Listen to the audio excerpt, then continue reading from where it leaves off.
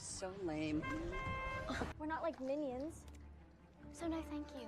But that pet you're smart is because of your obnoxious. Oh, sorry.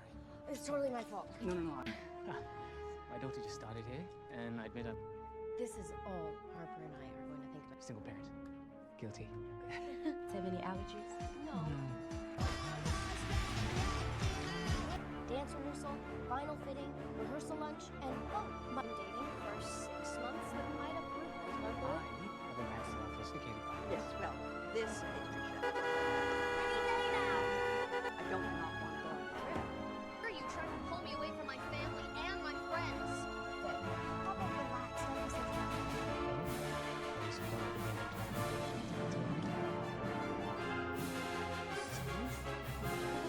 Trevor, what the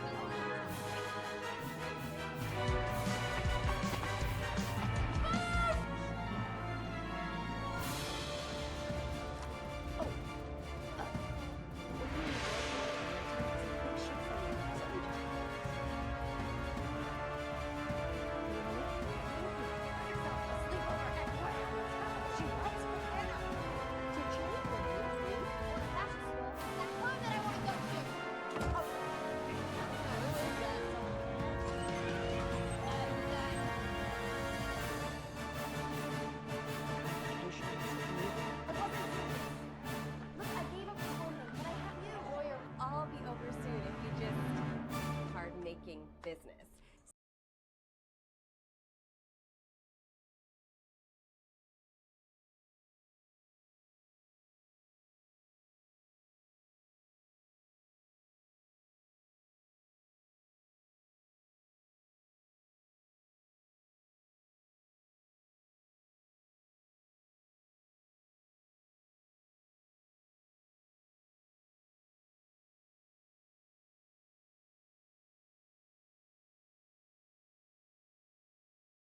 The scream doesn't sound like a scream. It sounds like laughter. Too loud, too sharp, echoing through a quiet kitchen at 6,117 a.m. Tess Coleman drops her coffee mug. It shatters. And, for one impossible second, she swears she's 17 again. Only, she's not. She's standing in her 40-something body, barefoot on cold tile, staring at her reflection in the microwave door. Same face. Same faint line between her brows. Except her eyes. Her eyes are terrified, because across the room, in her daughter Anna's body, someone just whispered, "This can't be happening again. Lightning doesn't strike twice." That's what Tess used to tell herself whenever life felt chaotic. The universe isn't that cruel, but the air smells like burnt cinnamon, just like it did 20 years ago. The same strange crackle hums beneath her skin. And Anna, now in Tess's body, touches her own cheeks with trembling hands. "We switched," Anna says, her voice deeper, steadier than she feels. "Mom, we actually switched." Silence. Outside, Los Angeles wakes up. Car horns. A barking dog. Normal. Everything painfully normal while their world tilts sideways. But here's the thing. This time feels different. Back then, it was just the two of them. A mother and daughter at war with each other, forced into empathy by some cosmic prank. They survived it. They grew. They promised never to let things get that bad again. Except now, Anna has a daughter of her own. Ruby is 15. Moody. Brilliant. Always wearing headphones like armor. And she's supposed to be downstairs any minute, asking for a ride to school. She's not supposed to walk in and see her grandmother in her mother's body, hyperventilating beside a shattered mug. Tess grips the counter. We don't panic. We figure it out. I am not panicking, Anna snaps, then freezes because that tone, sharp and teenage, doesn't belong in her mother's voice. She swallows. Softer. Okay, I'm panicking. Footsteps thunder down the stairs. Ruby appears in the doorway, half dressed for school, eyes glued to her phone. "Mom, have you seen my—" She stops. 3 pairs of eyes lock. There's a flicker in Ruby's gaze. Confusion first, then something else. Something knowing. "You've got to be kidding me," Ruby mutters. The air shifts. Tess feels it before she understands it. That same electric pulse, but stronger now, like it's looking for a new target. Ruby steps backward. The lights above them buzz. For a split second, the room goes blinding white, and when it fades, Tess is no longer in Anna's body. She's on the floor, smaller, limbs lighter, heart racing too fast. She looks down at her hands, smooth skin, glitter nail polish, a friendship bracelet she's never seen before. "Oh no," she breathes. Across the kitchen, Anna stares at herself, except it's not herself, it's Ruby. Wide eyes. Shaking hands. 15 again, and standing by the counter, in Tess's adult body, is Ruby, but not confused. Not scared. Calm. She flexes her fingers slowly, examining the long, capable hands of adulthood. Wow, she says softly. This is convenient. The word lands like a slap. Anna, trapped in Ruby's body, feels heat crawl up her neck. Ruby, what did you do? Ruby tilts her head, considering. I didn't do anything. I just wished. A shrug. Casual. You both act like you know everything, like you've lived it all before. Maybe I wanted you to see what it's actually like now. Tess. Inside Ruby's teenage body tries to stand, nearly stumbling over her own unfamiliar balance.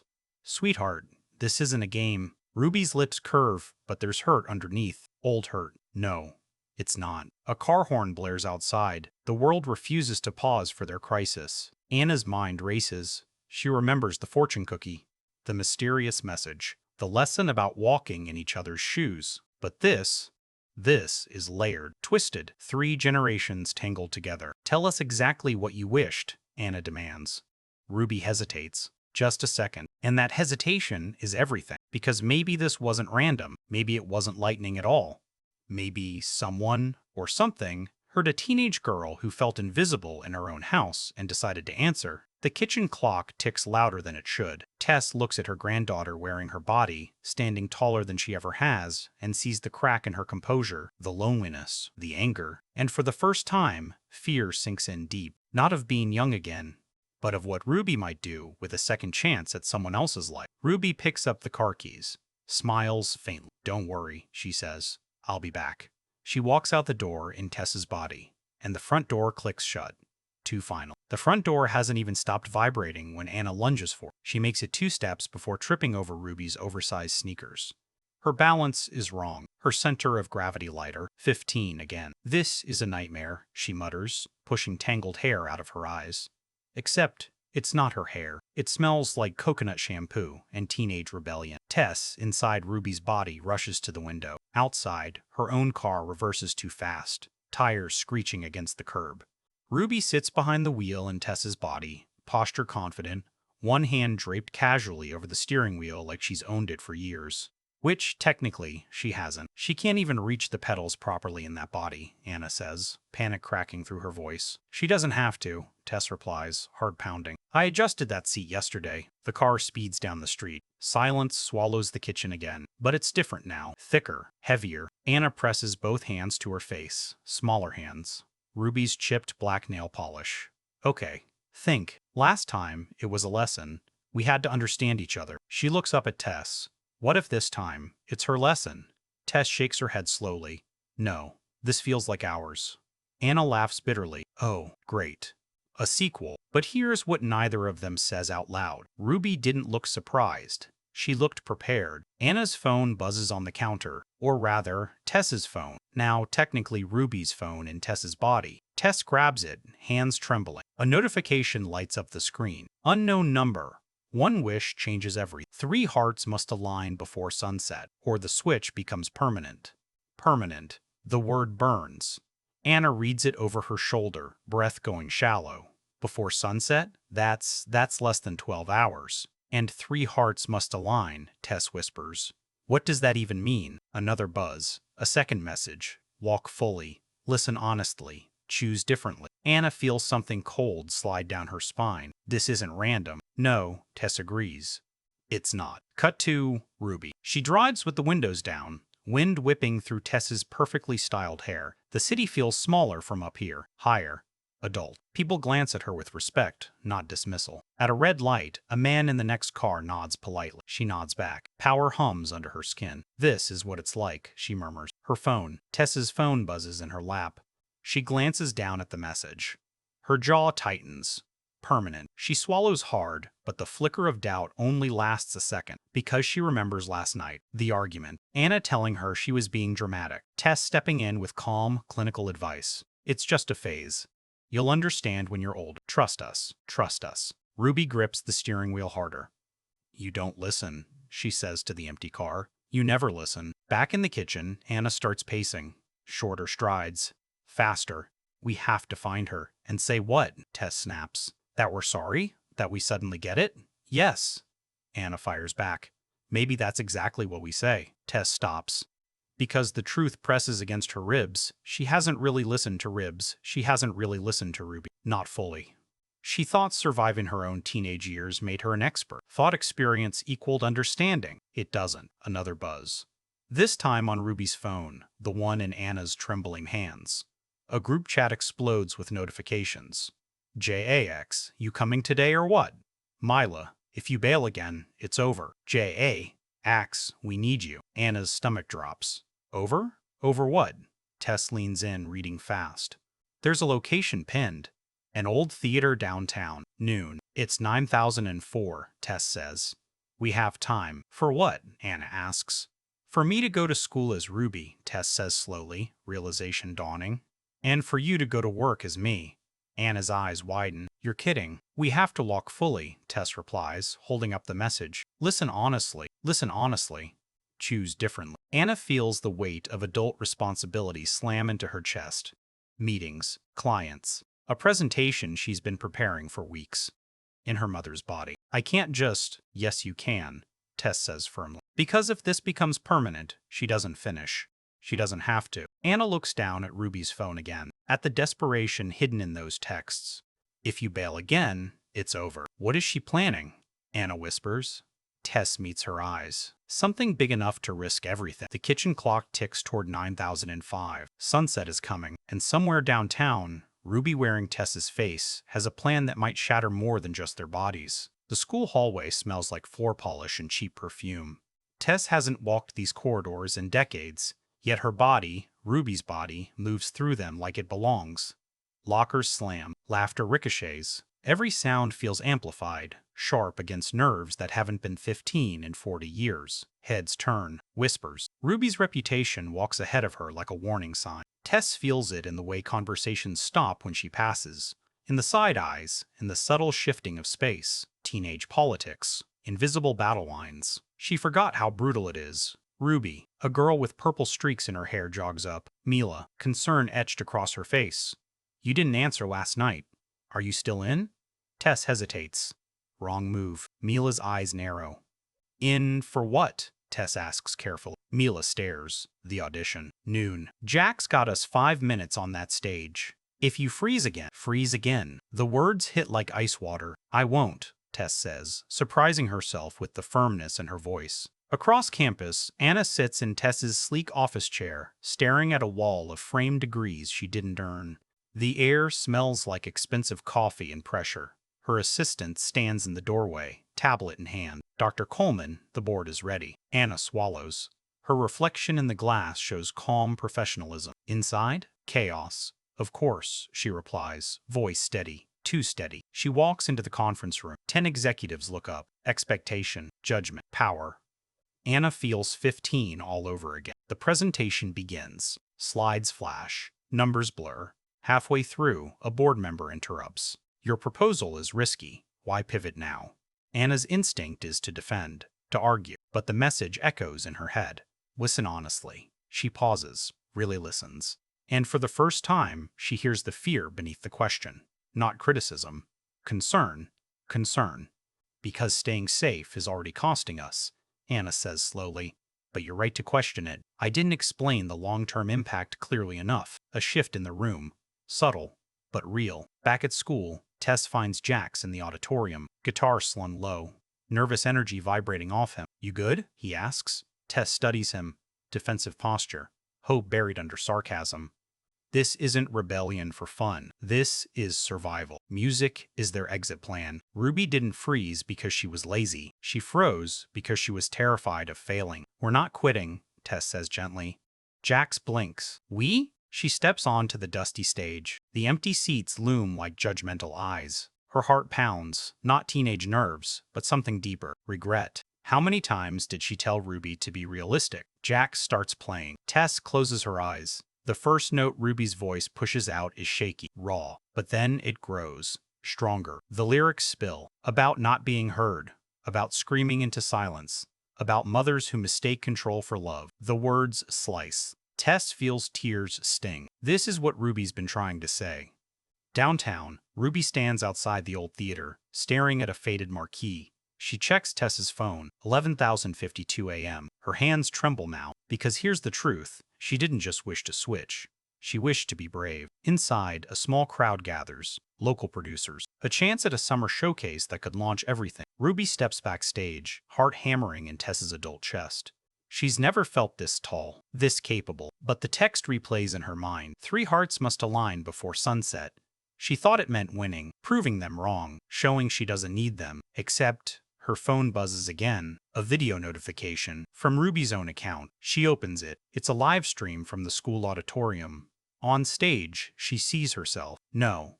She sees her grandmother in her body, singing Ruby's song. Singing it like it matters. Like it hurts. Ruby's breath catches. The lyrics echo through her earbuds. You don't hear me. You just fix me. In the conference room, Anna's phone vibrates silently on the table. A notification preview flashes before she can stop it.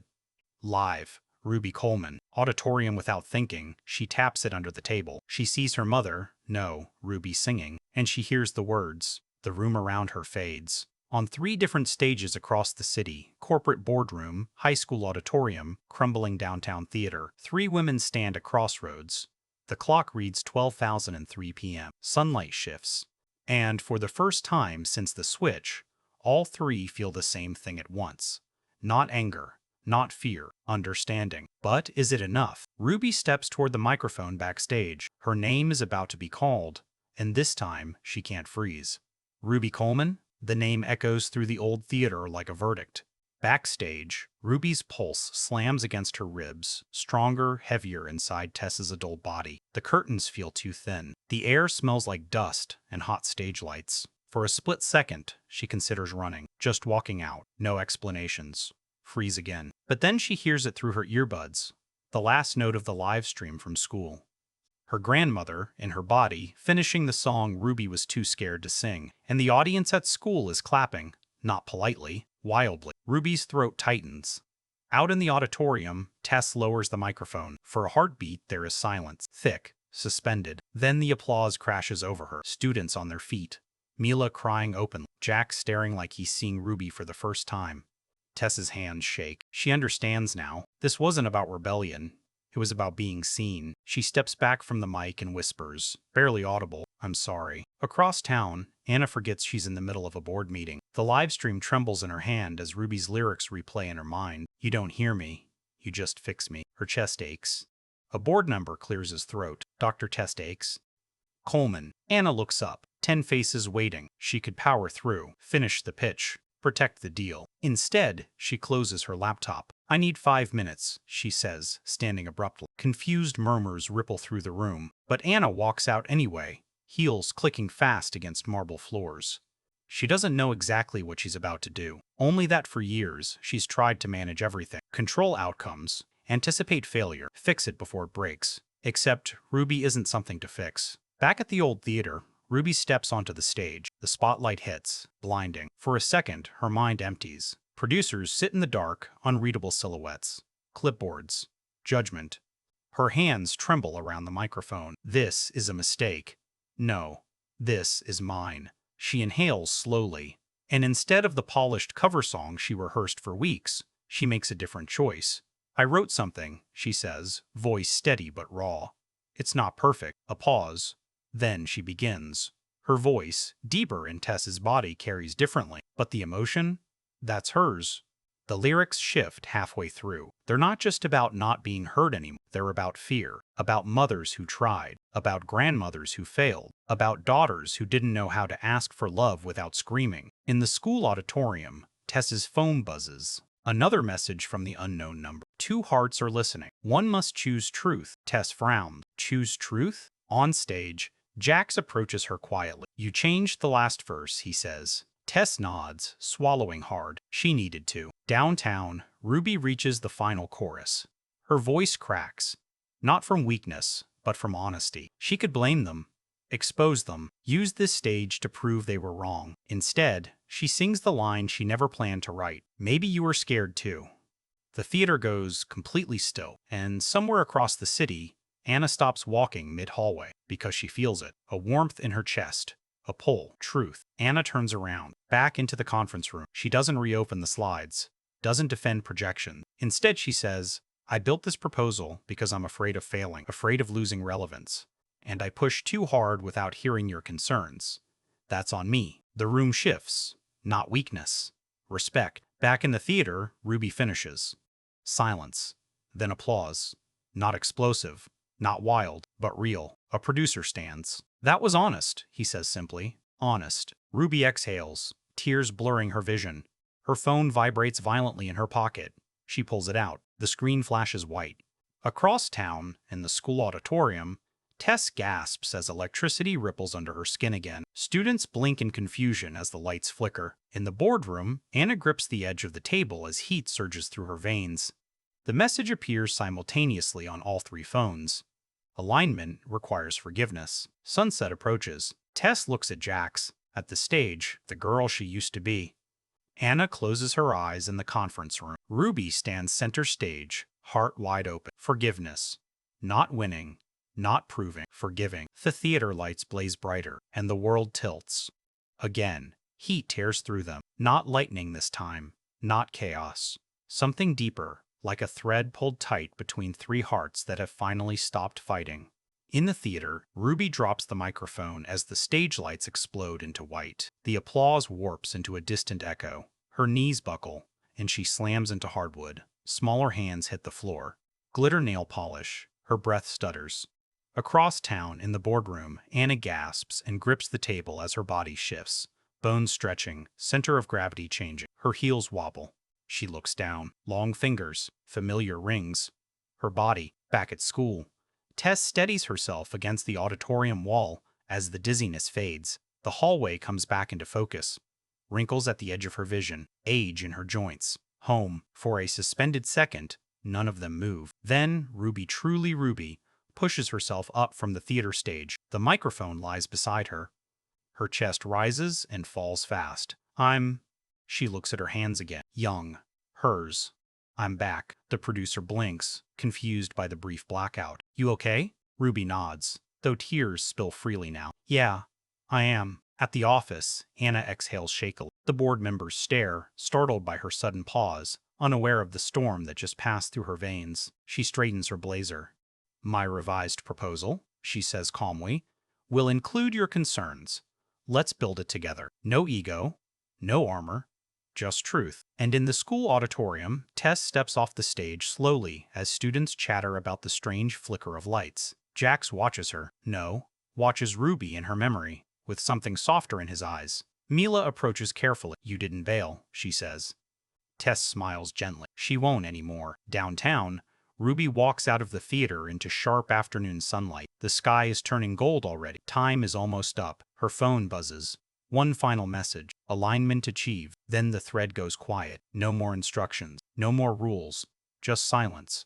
Ruby doesn't call for a ride. She takes the bus home, sits by the window, lets the city blur past while everything inside her settles.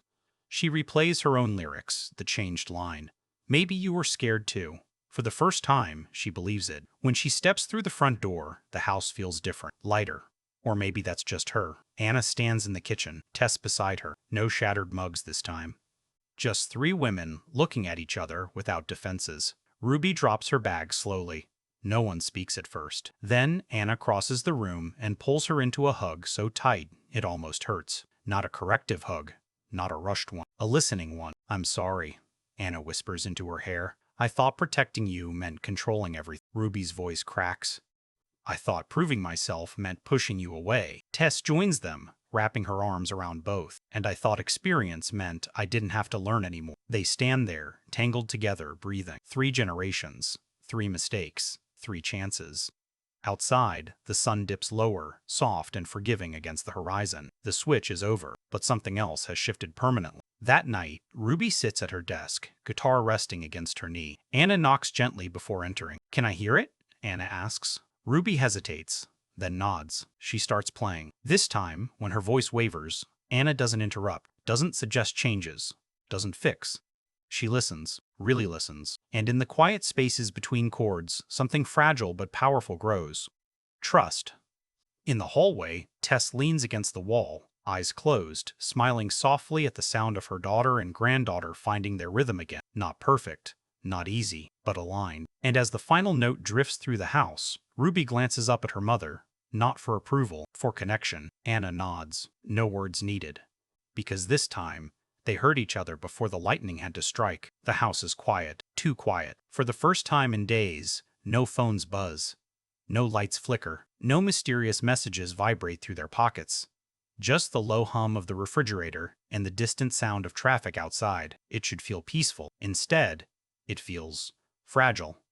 Because here's the truth about miracles. When they end, you're left with the real work. The next morning, Ruby wakes up before her alarm. Sunlight stretches across her ceiling. For a split second, she panics, expecting unfamiliar hands, a different reflection. But when she sits up, it's just her. 15. Messy hair. Same chipped black nail polish. She exhales. Downstairs, Anna is already in the kitchen, staring at her laptop but not typing. Tess sits at the table with a cup of tea, watching her daughter the way only mothers do, measuring the silence. You're overthinking it, Tess says gently. Anna huffs a quiet laugh. I built an entire career on overthinking. Maybe, Tess replies. But you almost lost your daughter by assuming. The words hang heavy. Upstairs, Ruby scrolls through her phone. Notifications from the audition flood in. Mila, you were insane yesterday. Jax, producer, wants to talk summer showcase. A new email subject line. Follow-up. Downtown theater. Opportunity. Real opportunity. Real opportunity. Her chest tightens, not with fear this time, but with possibility. She heads downstairs slowly. Anna looks up first. Their eyes meet. No tension. No immediate correction. Just a question. You hear back? Anna asks. Ruby nods. Yeah. Silence. Des raises an eyebrow. And? Ruby swallows. They want me to come in next week.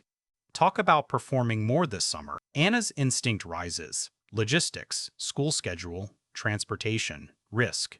She feels it, and then she chooses differently. That's amazing, Anna says instead.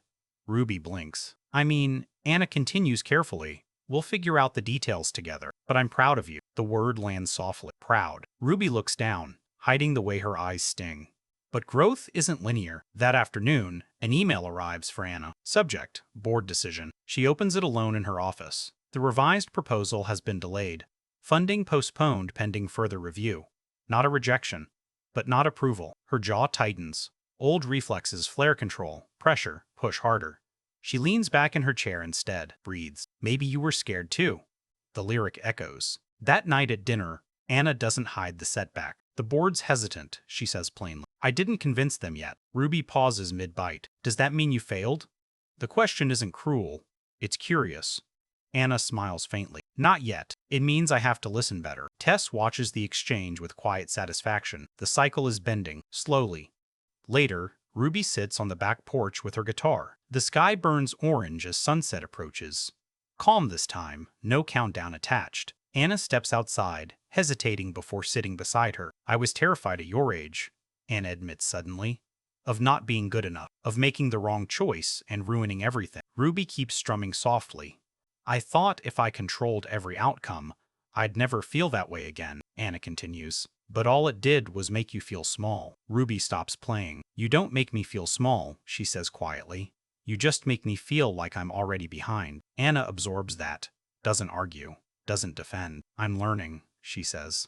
Inside, Tess watches them through the kitchen window, remembering her own younger mistakes. How often she mistook guidance for authority. 3 women, 3 timelines. Same fear. The sun sinks lower. For a split second, Ruby's breath catches, because the light hits the porch in exactly the same way it did the day everything changed. Golden. Electric. She waits. Nothing happens. No flash. No tilt. She waits. No flash. No tilt. Just warmth. She exhales slowly. Anna nudges her shoulder. Sing it again, she says. Ruby smiles faintly and starts the song from the beginning. But this time, when she reaches the final chorus, she doesn't change the lyric. She owns it. Maybe you were scared too. Anna closes her eyes, listening. And as the last note fades into the evening air, none of them are wishing for different bodies anymore. They're just trying, imperfectly, honestly, in the ones they have. Summer arrives quietly. No lightning, no cosmic warnings. just heat rising off pavement and the distant sound of Ruby practicing scales in her room for the 100th time. The house feels different now, not fixed, not flawless, but aware. Conversations linger longer. Apologies aren't swallowed. Laughter comes easier, even when tension slips in, because it still does. The morning of Ruby's summer showcase meeting, nerves crawl under her skin again. She stands in front of the mirror, adjusting her jacket 3 times. What if they hate the new songs? She mutters. From the doorway, Anna crosses her arms, not critically, but thoughtfully. Then you'll write better ones. Ruby glances at her. That's not comforting. Anna shrugs lightly. It's true. A beat. I can come with you, Anna adds. Or I can wait in the car. Or I can stay home. Your choice. The offer hangs there. No pressure attached. Ruby studies her mother's face, searching for hidden expectations. There aren't any. Come, Ruby says finally. But don't talk for me. Anna smiles. Deal. Across the hall, Tess watches them with misty eyes. She remembers dragging Anna to piano recitals, correcting posture, fixing mistakes before they happen. Love disguised as control. She clears her throat. Text me when you're done, she says casually. Ruby grins. You'll be the first. At the theater, the stage doesn't feel as intimidating this time. It feels familiar, earned. Ruby stands under the lights again, but now in her own skin, her own fear, her own strength. The producer listens as she speaks about her music, her ideas, her vision. She stumbles once, recovers, doesn't freeze. In the back row, Anna sits on her hands to stop herself from jumping in. She just listens. Afterward, outside in the warm afternoon air, Ruby steps onto the sidewalk with a slow, disbelieving smile. They want me for 3 dates, she says, breathless. Opening set. Anna's eyes widen. That's huge. Ruby nods. It is. There's no explosion of light. No supernatural hum. Just pride. Shared. That evening, the 3 of them sit on the back porch again. Fireflies blink lazily in the yard. The sky dips into violet. Tess breaks the comfortable silence. You know, she says softly, when you 2 switched the first time all those years ago, I thought the lesson was empathy. Anna chuckles. It was. Tess shakes her head gently. No, that was the beginning. The real lesson is that you don't stop learning each other. Ruby leans back in her chair, even when you think you already know everything. Anna nudges her playfully, especially then. They sit with that. Growth isn't loud. It's subtle. It's choosing to pause instead of react, to ask instead of assume, to forgive before resentment calcifies. The sun slips below the horizon. Ruby watches it carefully, half expecting something, half hoping nothing. The sky darkens. Stillness. And then nothing happens. No tilt, no flash. Just 3 silhouettes against the fading light. Ruby exhales a quiet laugh. Guess we're stuck like this. Anna wraps an arm around her shoulders. Good. Tess reaches over, squeezing both their hands. Exactly as we're meant to be. Later that night, Ruby lies in bed, guitar resting beside her. She scrolls through old photos of her as a child between her mother and grandmother, all 3 laughing at something off camera. They look younger, less tired, more certain. She studies the image, then sets her phone down, because certainty isn't the goal anymore. Connection is. Down the hall, Anna turns off her office light earlier than usual. Tess closes her bedroom door with a peaceful sigh. The house settles. 3 heartbeats, separate, aligned. And somewhere in the quiet dark, if you listen closely, you can almost hear the echo of that strange magic. No longer a warning, just a reminder. Walk fully, listen honestly, choose differently, every day. Jamie Lee Curtis doesn't return to Freaky Friday for nostalgia. She returns because the premise still has teeth. More than 2 decades after the 2003 film turned a body swap comedy into a generational touchstone, Freakier Friday arrives in 2025 with Curtis and Lindsay Lohan stepping back into the chaos of switched identities. This time, older, wiser, and carrying the emotional mileage of 20 extra years. The original film, directed by Mark Waters, thrived on early 2000s energy, pop-punk rebellion, teen angst, and a mother-daughter conflict solved through slapstick empathy. But sequels live or die on perspective. And what makes Freakier Friday intriguing isn't the gimmick. It's the question, what does a body swap mean when the bodies have aged? The creative reins this time pass to director Nisha Ganatra, whose work on films like Late Night and episodes of And Just Like That reveals a filmmaker deeply attuned to generational tension and female-driven storytelling. Ganatra's sensibility is sharper, more observational. Where Waters leaned into cartoonish chaos, Ganatra tends to ground comedy in character behavior. The awkward pause, the unspoken resentment, the generational misunderstanding that lands harder than a pie to the face. That tonal shift signals ambition. This isn't just a nostalgia cash-in. It's an attempt to evolve the premise for an audience that has grown up alongside its stars. And let's talk about those stars. Jamie Lee Curtis in 2003 was already a screen legend. Halloween, True Lies, a career defined by reinvention. In 2025, she arrives fresh off an Oscar win for Everything Everywhere. All at once, an actor who's proven she can juggle absurdity and emotional gravity in the same breath. Lohan's return carries a different weight. Once the poster child of teen stardom, then tabloid turbulence, her reemergence over the past few years has been framed as both comeback and reclamation. Casting them again isn't just continuity, it's commentary. The film exists because their real-life arcs mirror the story's themes: growth, forgiveness, identity reclaimed. Sequels often struggle with relevance. Ganatra appears to lean into that challenge rather than dodge it. Early production notes emphasize that this installment expands the body swap beyond a simple two-person switch. The premise reportedly complicates the dynamic, introducing a younger generation into the mix, suggesting a layered swap that reflects modern family structures. That's smart. The cultural conversation around parenting, identity, and generational empathy in 2025 looks very different from 2003. Social media, shifting gender norms, the pressure of public image, these are ingredients the original never had to confront. Here's where the creative genesis becomes fascinating.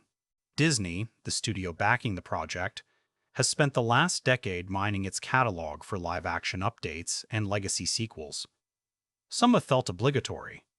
Others have clicked because they found emotional truth beneath the IP. Freakier Friday seems positioned in that second category. Curtis herself has been vocal in interviews over the years about wanting to revisit the characters, even joking about a sequel long before it became reality.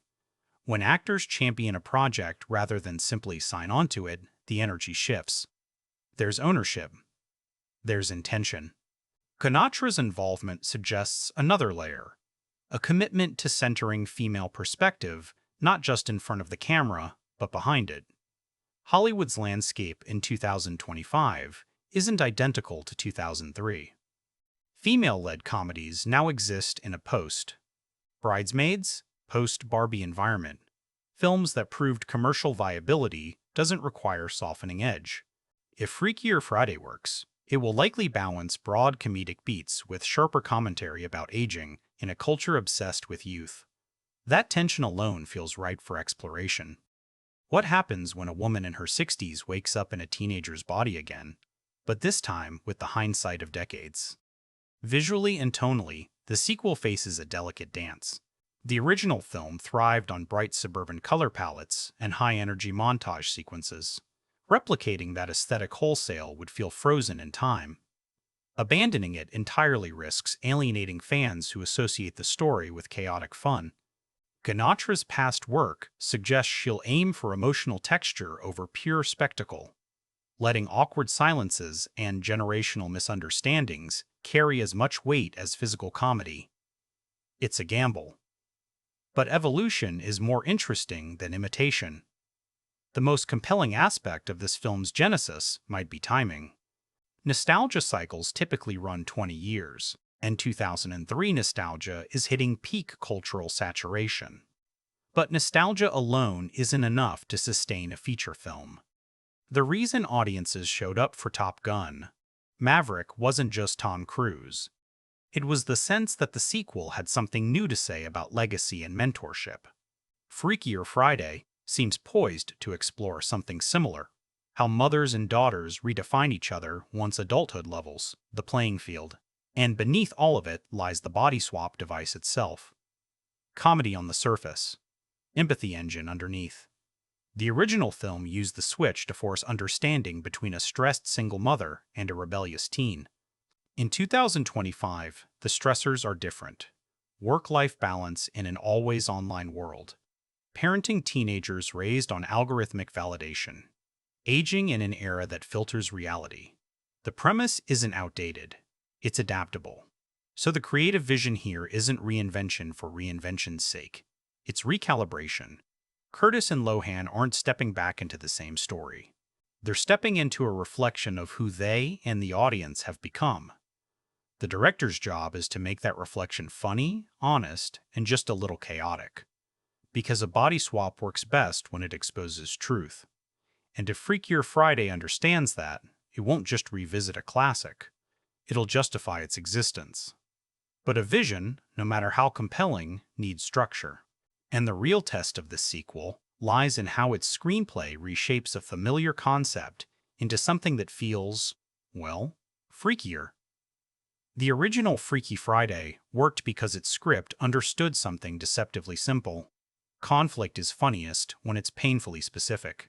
A teenage girl who thinks her mother ruined her life. A mother who believes her daughter has no idea what responsibility costs. Switch their bodies, strip them of ego, and let humiliation do the rest. The 2003 screenplay, written by Heather Hawke and Leslie Dixon, embraced three-act clarity setup. Escalation, reconciliation with comedic set pieces carefully spaced like percussion beats. Efficient. Punchy. Emotionally direct. A sequel can't just replicate that structure. It has to complicate it. Reports around Freakier Friday indicate that the screenplay expands the body swap mechanics beyond a simple two-person exchange. That choice alone shifts the narrative architecture. A dual swap creates empathy. A multi-layered swap creates chaos. Structurally, that means the film likely abandons the clean AAB character mirroring of the original in favor of interwoven arcs. Multiple perspectives colliding at once. It's a risk. Comedy thrives on clarity, and too many moving parts can blur the emotional through-line. But when handled right, that complexity mirrors modern family dynamics, which are rarely binary anymore. Here's the screenwriting challenge. How do you escalate stakes in a premise audiences already understand? You can't rely on the surprise of the swap. Everyone knows it's coming. So the script must build anticipation differently through character context rather than magical mechanics. In a post-2020 world, generational divides aren't just about homework and curfews. They're about digital identity, public persona, burnout culture.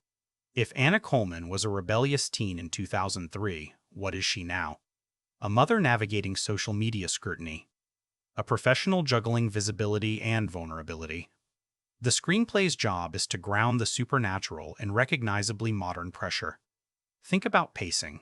The original film triggered the body swap by the end of Act 1, roughly 25 minutes in. That's classic screenwriting rhythm. Establish conflict, introduce catalyst, flip the world. If Freakier Friday delays the swap too long, it risks stagnation. Trigger it too quickly, and the emotional groundwork feels thin. The sweet spot likely involves deeper pre-swap tension, showing how relationships have evolved or fractured over 2 decades. Because when the swap happens this time, it isn't just about empathy, it's about reckoning with accumulated history. Dialogue becomes even more crucial in a sequel like this. Body swap comedies hinge on vocal performance, how an actor channels another character's speech patterns and emotional rhythms. The script must provide lines that feel authentic in 2 registers at once, what the character would say, and how the other character would say it inside their body. That layered writing is harder than it looks. Jokes have to function on the surface while carrying subtext underneath. A mother in a teenage body complaining about Wi-Fi speeds. That's easy. A 60-something woman rediscovering youth culture while confronting her own aging anxieties. That's richer territory. And here's where modern comedy sensibilities matter. Early 2000s humor leaned heavily on broad physical gags and generational stereotypes. Today's audiences are more attuned to emotional nuance. The screenplay likely balances slapstick with observational wit. Awkward PTA meetings, career mishaps, teenage social hierarchies that feel algorithm-driven rather than cafeteria-based. The humor can't punch down. It has to punch inward. There's also the thematic recalibration. The original story resolved with a fairly tidy moral: walk a mile in someone else's shoes. Empathy achieved. Lesson learned. Roll credits. A 2025 sequel has the opportunity to push further. Empathy isn't a one-time event. It's ongoing labor. What if the swap reveals not just misunderstanding, but resentment that never fully healed? What if reconciliation requires more than a single heartfelt speech? That's where mature screenwriting elevates premise into commentary. Structurally, sequels often mirror the beats of their predecessors as a form of homage. Expect echoes.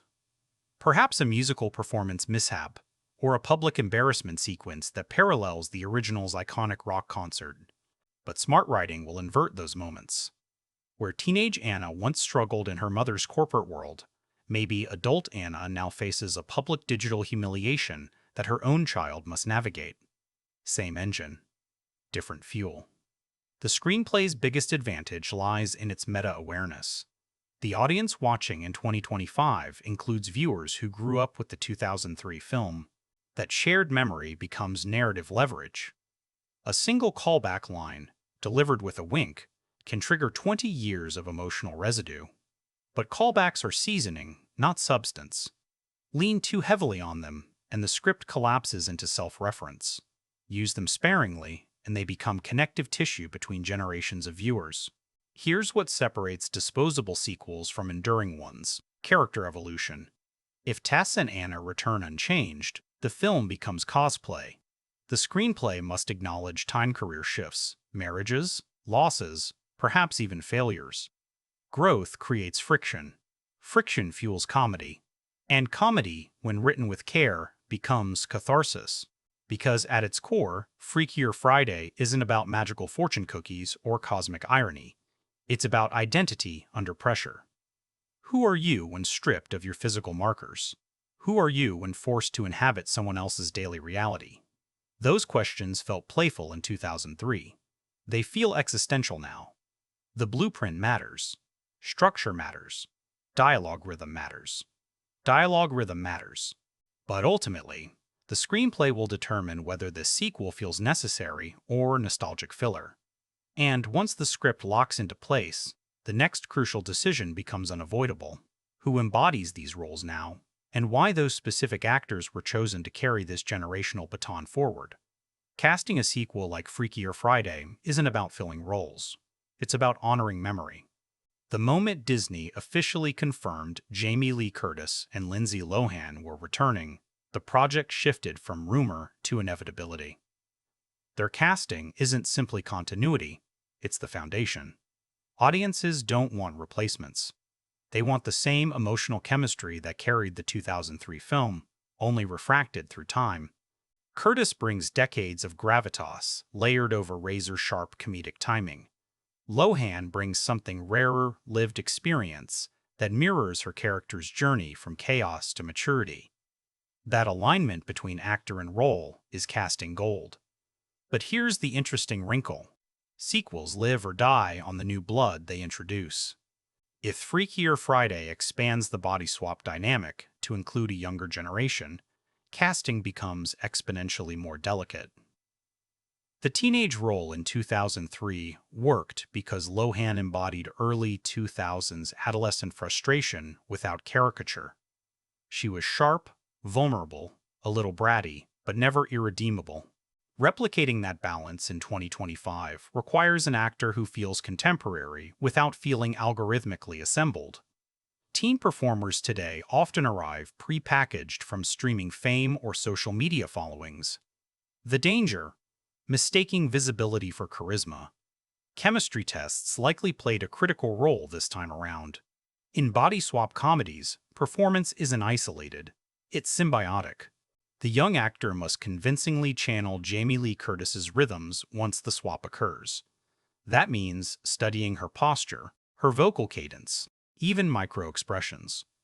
The best casting decisions anticipate that mimicry before cameras roll.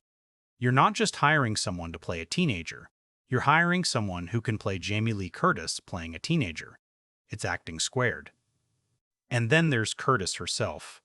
At this stage in her career, she chooses projects selectively.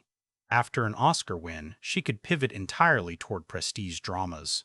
Returning to broad studio comedy signals intention. It suggests she sees thematic depth beneath the premise. Curtis excels at blending absurdity with grounded emotional beats. Think of her chaotic IRS auditor in Everything Everywhere All at Once. She understands how to anchor surreal setups in human truth. Casting her again ensures the film won't drift into parody. Lohan's return carries its own narrative electricity. Casting directors often talk about off-screen resonance, how an actor's public story influences audience perception. Lohan re-entering a role about identity, misunderstanding, and redemption feels almost metatextual. The audience brings baggage. The film can either ignore that or subtly harness it. Smart casting doesn't pretend actors exist in a vacuum. It leans into the emotional context viewers already carry. Supporting roles matter just as much. The original film thrived on Mark Harmon's steady presence and Chad Michael Murray's teen heartthrob energy. In 2025, equivalence must feel organic rather than stunt cast.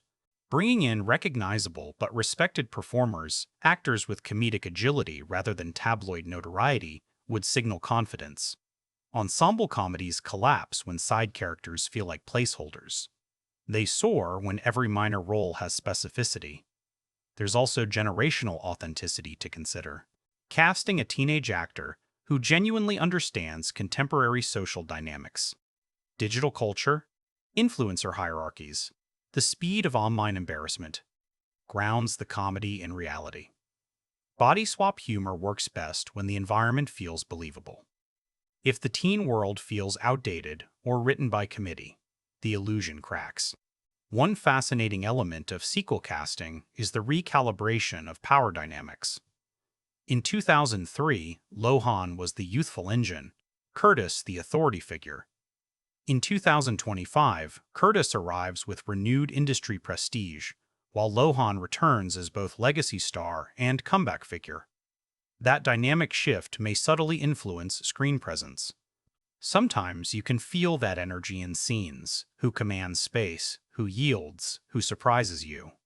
And let's not overlook the casting director's role. These decisions aren't made in isolation. Chemistry reads, availability, scheduling conflicts, studio mandates, all collide in a pressure cooker. Legacy sequels carry heightened scrutiny. One miscast role can dominate online discourse before the film even releases. The team likely balanced nostalgia with freshness, ensuring callbacks feel earned rather than obligatory. Here's what elevates casting from functional to inspired: inevitability. When you watch a performance and think, there was no one else who could have done this. The original Freaky Friday achieved that with its leads. If Freakier Friday repeats that lightning strike, especially with its younger additions, it secures emotional investment before a single joke lands. Because body swap films demand vulnerability, actors must exaggerate without mocking. They must inhabit someone else's emotional truth without losing their own. It's technical work disguised as chaos. And once the cast locks in, once those faces align with those roles, the real magic begins.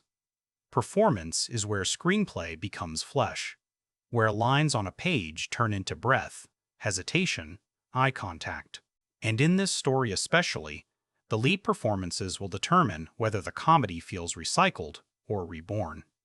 There's a moment in every body swap comedy where the joke stops being external and starts being internal. In the original Freaky Friday, that shift happened when Jamie Lee Curtis, inside a teenager's body, realized the world no longer listened to her with automatic respect. It wasn't just funny, it was destabilizing. That's the bar Freakier Friday has to clear again. And this time, the emotional stakes are heavier. Jamie Lee Curtis approaches Tess Coleman in 2025 with an entirely different gravity than she carried in 2003. Back then, she played exasperation at high-volume, tight shoulders, clipped speech, comic frustration simmering just below explosion. Now, age becomes part of the performance language.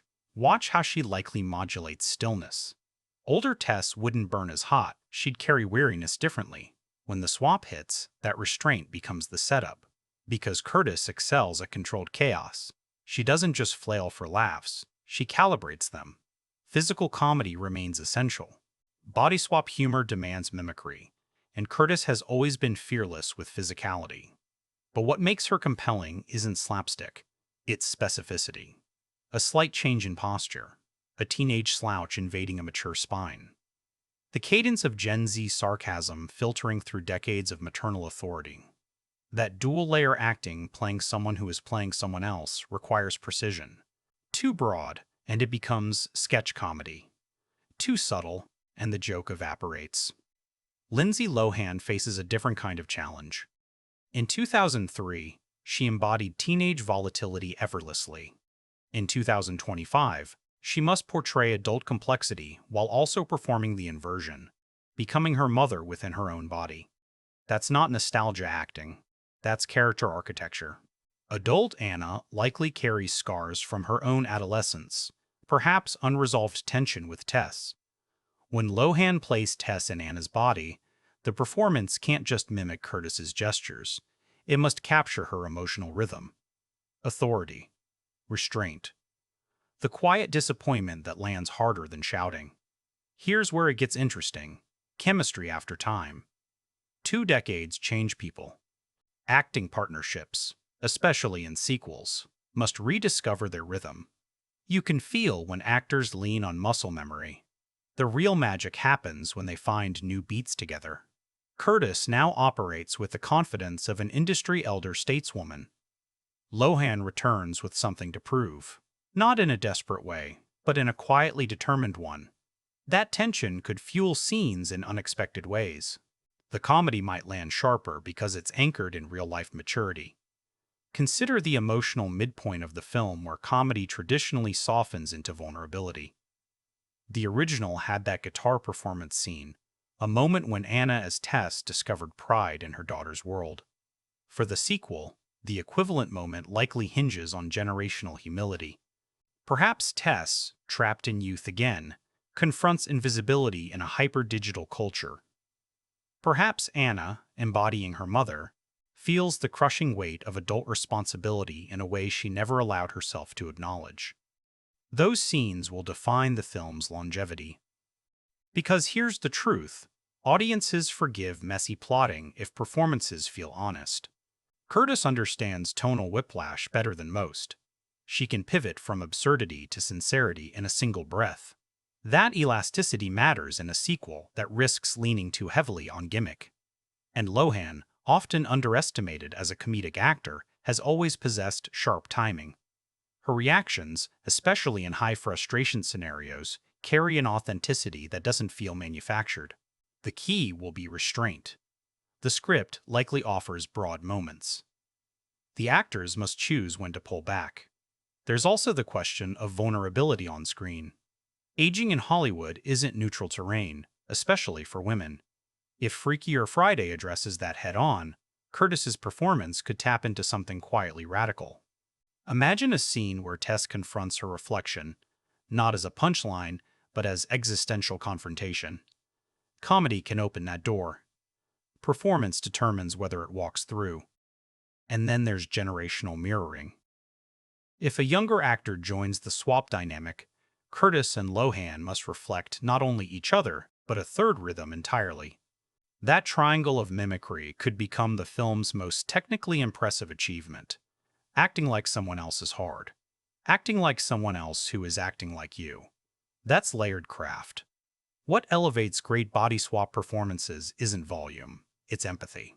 When the audience forgets the mechanics and starts believing the emotional shift. When a glance feels inhabited by another soul. Curtis has done it before. Lohan has done it before. The question isn't whether they can repeat the trick. It's whether they can deepen it. Because this time, the swap isn't just about understanding a mother or a daughter. It's about understanding the years in between. The disappointments. The pride. The things left unsaid. And as strong as the leads may be, even the most compelling central duo needs orbiting talent to build a believable world. The supporting cast. The friends, partners, co-workers, teenagers navigating their own crises will determine whether the emotional stakes feel intimate or expansive. And that ensemble? That's where chemistry either multiplies or fractures. Even the sharpest lead performances can feel isolated without the right orbit around them. Body swap comedies, by design, create chaos at the center. But it's the supporting cast that determines whether that chaos feels contained within a believable world or just floats in sitcom abstraction. Freakier Friday has a unique ensemble challenge. It must honor legacy characters while introducing new ones who reflect a 2025 cultural landscape. In the 2003 film, Mark Harmon's Ryan functioned as grounding energy. He wasn't just the love interest, he was the adult presence who forced Tess in Anna's body to confront how she presented herself publicly. His calm steadiness created contrast against the frantic mother-daughter dynamic. If he returns, or if the sequel introduces a new partner figure, the role must evolve beyond romantic subplot. 2 decades later, relationships are layered with shared history, compromise, maybe even regret. A partner character now has the potential to serve as emotional referee, someone who recognizes the fissures between Tess and Anna long before a magical intervention forces confrontation. Then there's the younger generation. If the sequel expands the swap to include Anna's child or children, the ensemble becomes generationally triangular. That dynamic is rich territory. Teen ensembles today don't operate the way they did in early 2000s studio comedies. Social hierarchies aren't confined to cafeterias. They're algorithmic, public, relentless. Supporting teen characters need to feel hyper-specific rather than archetypal. The overachiever, the rebel, the influencer, the anxious introvert, the anxious introvert. These can't be caricatures. They must feel lived in, because the credibility of the teen world determines whether the humor lands or feels like adults guessing at slang. Ensemble chemistry often reveals itself in the margins, background reactions, overlapping dialogue, improvised beats that survive the edit. Ganatra's past work suggests she values that kind of naturalistic interplay. In Late Night, for example, ensemble scenes felt conversational rather than overly blocked. If she brings that sensibility here, supporting characters won't simply wait for punchlines. They'll inhabit scenes. One crucial factor in ensemble performance is tonal calibration. When leads are performing dual identities, playing themselves and each other, the supporting cast must react with believable confusion rather than exaggerated disbelief. Comedy works best when the world behaves normally and only the central premise feels heightened. If every side character acts cartoonish, the emotional stakes flatten. Think about the best body swap films. Big, 13, Going on 30. The supporting characters treat the situation as real. That grounded response amplifies humor rather than diluting it. There's also the potential return of legacy side characters from the original. Nostalgic cameos can energize an audience, especially those who grew up with the first film. But they're delicate instruments. A cameo should advance emotional continuity, not pause the story for applause. If Anna's old bandmates reappear in some form, or if old school acquaintances resurface, those moments need narrative justification. Otherwise, they risk becoming Easter eggs without substance. And here's where ensemble casting becomes strategy. You balance established performers with emerging talent, a seasoned comedic actor in a small but sharp role. Perhaps a coworker or school administrator can inject scenes with textured timing. Meanwhile, a breakout young actor can provide unpredictability. The key is rhythm. Ensemble scenes should feel like jazz, not marching band. Structured, but flexible. Let's talk about scene stealers. Every good comedy has one supporting character who hijacks attention in the best way. In the original, Curtis herself often filled that role through sheer commitment.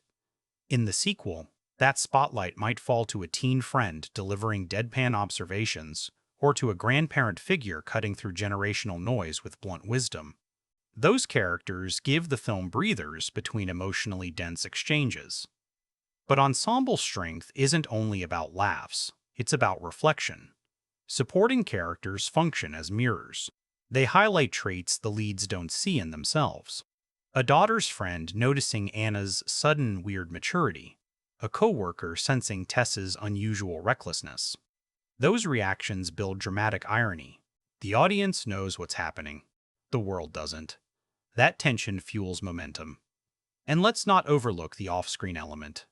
Ensemble chemistry often translates from genuine rapport. If production fosters collaborative energy table reads that allow experimentation, rehearsal time for physical gags, the on-screen relationships gain texture. You can feel when actors enjoy sharing space. It creates elasticity. Scenes breathe. Ultimately, the supporting cast of Freakier Friday carries responsibility beyond comic relief. They must expand the world without overcrowding it. They must make generational conflict feel communal rather than isolated between two characters. And most importantly, they must reinforce the emotional spine of the story. Because while the body swap disrupts identity, the ensemble defines reality. They're the anchors, the witnesses, the unsuspecting participants in chaos. And once those human dynamics are in place, the film's physical environment, the spaces these characters inhabit, must match that emotional complexity. Homes, schools, offices, digital spaces. Production design will quietly shape how this generational collision feels before a single line is spoken. Production design in a body swap comedy does quiet psychological work. You don't always notice it, but you feel it. In Freaky Friday, 2003, the Coleman household was warm, slightly cluttered, sunlit suburbia. The kind of Southern California home that signaled upper-middle-class stability while still allowing teenage rebellion to feel contained. Bright kitchens. Cozy bedrooms plastered with band posters. It was heightened reality, but grounded enough to sell emotional stakes. Freakier Friday can't simply recreate that aesthetic. 20 years have passed. Homes evolve. Technology invades. Minimalism creeps in, or chaos multiplies. If Tess and Anna still share the same house, the production designer faces an intriguing question. Does the space reflect reconciliation or distance? Maybe the house is sleeker now. Less clutter, more glass, more muted palettes. That kind of visual shift communicates time without dialogue. Clean lines suggest order, but too much order can feel sterile. And sterility, in a story about generational friction, becomes visual irony. Color palette will likely play a subtle but crucial role. The original leaned into warm ambers and energetic teen hues. A sequel could differentiate generations, visually cooler tones in adult spaces, saturated pops in teenage environments. Production design often uses color as emotional shorthand. A teenager's room bathed in LED, purples, and blues. A mother's workspace defined by natural light and neutral tones. When the body swap occurs, those spaces suddenly feel alien. That's the point. Environment amplifies displacement. Think about the school setting. In 2003, high school hallways were locker-lined corridors, a pre-social media ecosystem where embarrassment lived in the room and mostly stayed there. In 2025, humiliation travels instantly. Production design can reflect that by integrating screens, digital bulletin boards, phone glow lighting faces in classrooms, ring lights perched on bedroom desks, the world must feel hyperconnected. Because when a 60-something consciousness wakes up in that environment, the overwhelm should feel palpable. Here's where detail matters. A cluttered desk with half-finished homework next to a carefully staged Instagram setup. A refrigerator covered not just with report cards, but QR codes and digital reminders. The smallest props anchor authenticity. Coffee cups branded with eco-conscious messaging. workout equipment tucked into living rooms because modern adulthood rarely separates work and home cleanly. These aren't random decorations. They build a world. Costume design, of course, becomes the front line of body swap storytelling. In the original film, oversized blazers and teen band tees were visual punchlines. In 2025, wardrobe choices can't rely solely on generational cliches. Fashion now blends decades fluidly. Gen Z borrows from 90s nostalgia. Older adults adopt athleisure and sneakers. The costume designer must signal identity without caricature. Maybe Tess favors tailored simplicity, structured silhouettes that convey authority. Anna's style could balance maturity with creative looseness. When they swap, the discomfort won't just be physical, it will be social.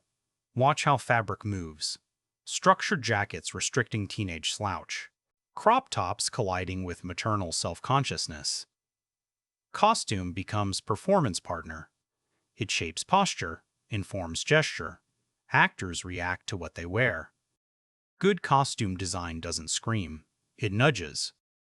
Another overlooked element: vehicles. Cars often function as status symbols and generational markers. A practical hybrid versus a flashy electric sports car. A well-worn SUV filled with family detritus versus a minimalist, tech-forward interior. These choices subtly communicate worldview. And in a comedy about identity, worldview matters. Production design also shapes comedic set pieces. If there's a public event, a school function, a corporate presentation, perhaps even a performance, the scale and layout of that space determine physical choreography. Open-plan offices allow for visible embarrassment. Tight hallways intensify awkward encounters. Spacious kitchens enable overlapping dialogue chaos. Space dictates rhythm. Ganatra's likely approach leans toward lived-in realism rather than hyper-stylization. Her previous projects favor environments that feel inhabited rather than constructed. That's a smart move here. The more real the world feels, the more absurd the swap becomes by contrast. Comedy thrives on that tension. And then there's the digital world, arguably the most significant addition since 2003. Production design in 2025 must integrate screens organically. Text bubbles appearing on phones. Notifications interrupting conversations. Social media feeds shaping perception. The challenge is visual clarity. Overload the frame with graphics, and it becomes distracting. Ignore digital presence, and the film feels outdated. Balance is everything. Ultimately, production design in Freakier Friday must accomplish something deceptively complex, reflect time's passage without announcing it. Show growth. Show change. Show generational shift. All without a character saying, "Wow, things sure are different now." Because when Tess and Anna wake up in the wrong bodies again, the shock won't just come from the mirror. It'll come from the rooms they stand in. The textures, the colors, the silent evidence of years lived. And once those physical spaces are built, the camera's job becomes critical. How it captures that world, how it moves through it, how it frames identity when identity itself is unstable. That's where cinematography steps in. Comedy is choreography. And cinematography decides whether that choreography feels frantic or fluid. The 2003 Freaky Friday leaned into bright, kinetic camera work, clean coverage, energetic push-ins during arguments, medium-wide framing that allowed physical gags to breathe. It was classical studio comedy language. Functional, clear, invisible when it needed to be. Freakier Friday, arriving in a post-streaming, post-prestige TV era, has an opportunity to refine that visual grammar. The camera can't just record chaos. It has to interpret it. If Ganatra's previous work is any indication, expect a slightly more observational lensing style. She often favors naturalistic framing. Letting scenes unfold in longer takes rather than slicing them into rapid-fire edits. That choice matters in a body swap film. When identity confusion is the engine, the camera must give actors space to embody the switch. Hold on a reaction half a beat longer than comfortable. Let silence linger before the punchline lands. Comedy sometimes thrives not on speed, but on restraint. Lens choice subtly shapes generational perception.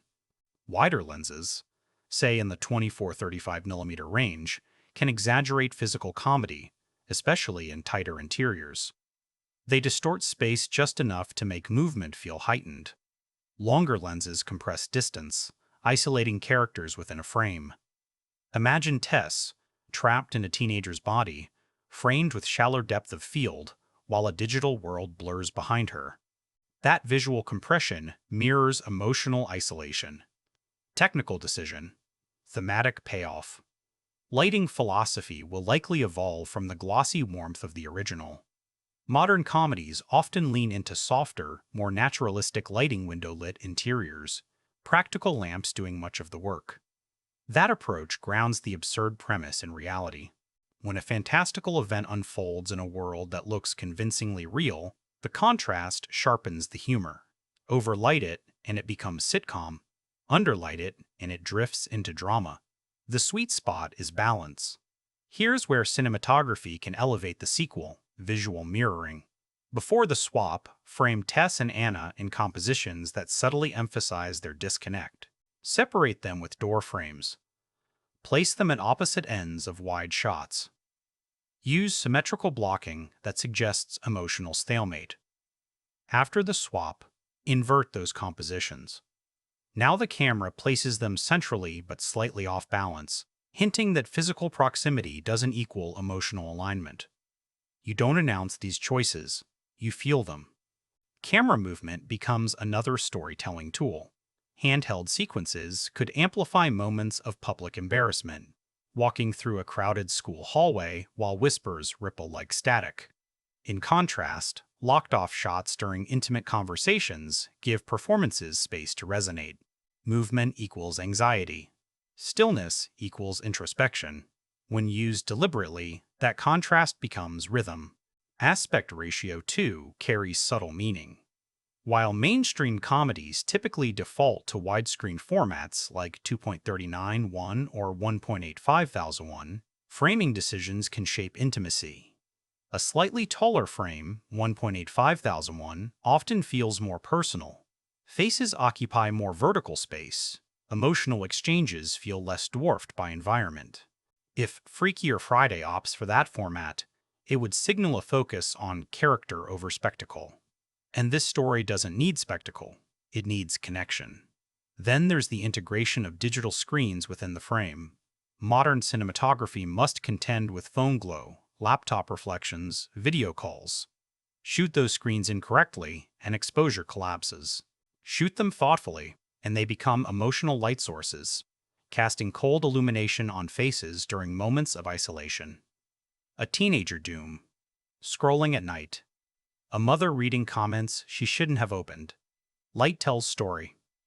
Comedy timing also lives in framing.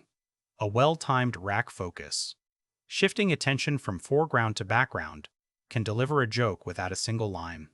Imagine Anna in Tess's body confidently giving adult advice, only for the focus to reveal a stunned coworker reacting behind her. That's visual punchline construction. Elegant. Understated. And let's not ignore montage. The original film featured high-energy sequences, practice sessions, school mishaps, stitched together with pop music. In 2025, montage grammar has evolved. Quick cuts can mimic TikTok pacing. Vertical framing could briefly intrude to simulate social media uploads. Used sparingly, those stylistic shifts would root the film in contemporary media language without overwhelming the narrative. But the most powerful cinematographic moments may come in stillness. A mirror shot. A quiet kitchen at dawn. A hallway emptied after chaos. Hold the frame. Let the actors breathe. Because beneath the comedic exterior, this story is about identity fracture. The camera should respect that. The danger for legacy sequels is visual complacency, replicating the old look without interrogating it. If Freakier Friday evolves its visual language while preserving clarity, it honors the past without being trapped by it. The camera becomes bridge, not crutch. And while cinematography shapes what we see, the emotional undercurrent often arrives before logic catches up. Music creeps in. Silence lingers. A single note reframes a joke as something bittersweet. What the lens captures, the score deepens. If the original Freaky Friday had a sonic signature, it was early 2000s pop rock electric guitars, punchy drums, high-energy needle drops that turned teen rebellion into a soundtrack. Music wasn't background. It was identity. Anna's band wasn't just a plot device. It was emotional release. Distortion pedals translating adolescent frustration into something loud and communal. Freakier Friday steps into a radically different audio landscape. Music in 2025 is fragmented, algorithm-driven, hyper-personalized. A sequel that ignores that shift would feel sonically frozen in time. The question isn't whether the film includes contemporary tracks. It almost certainly will. The question is how it uses them. Does it lean into nostalgia with callbacks to early 2000s pop-punk? Does it contrast generations through genre? Perhaps Tess gravitates toward analog warmth, while Anna's child navigates digital hyperpop or bedroom-produced soundscapes. That contrast alone can function as character shorthand. A composer's role becomes crucial here. Body swap films thrive on musical motifs. Leitmotifs, recurring themes that shift instrumentation depending on perspective.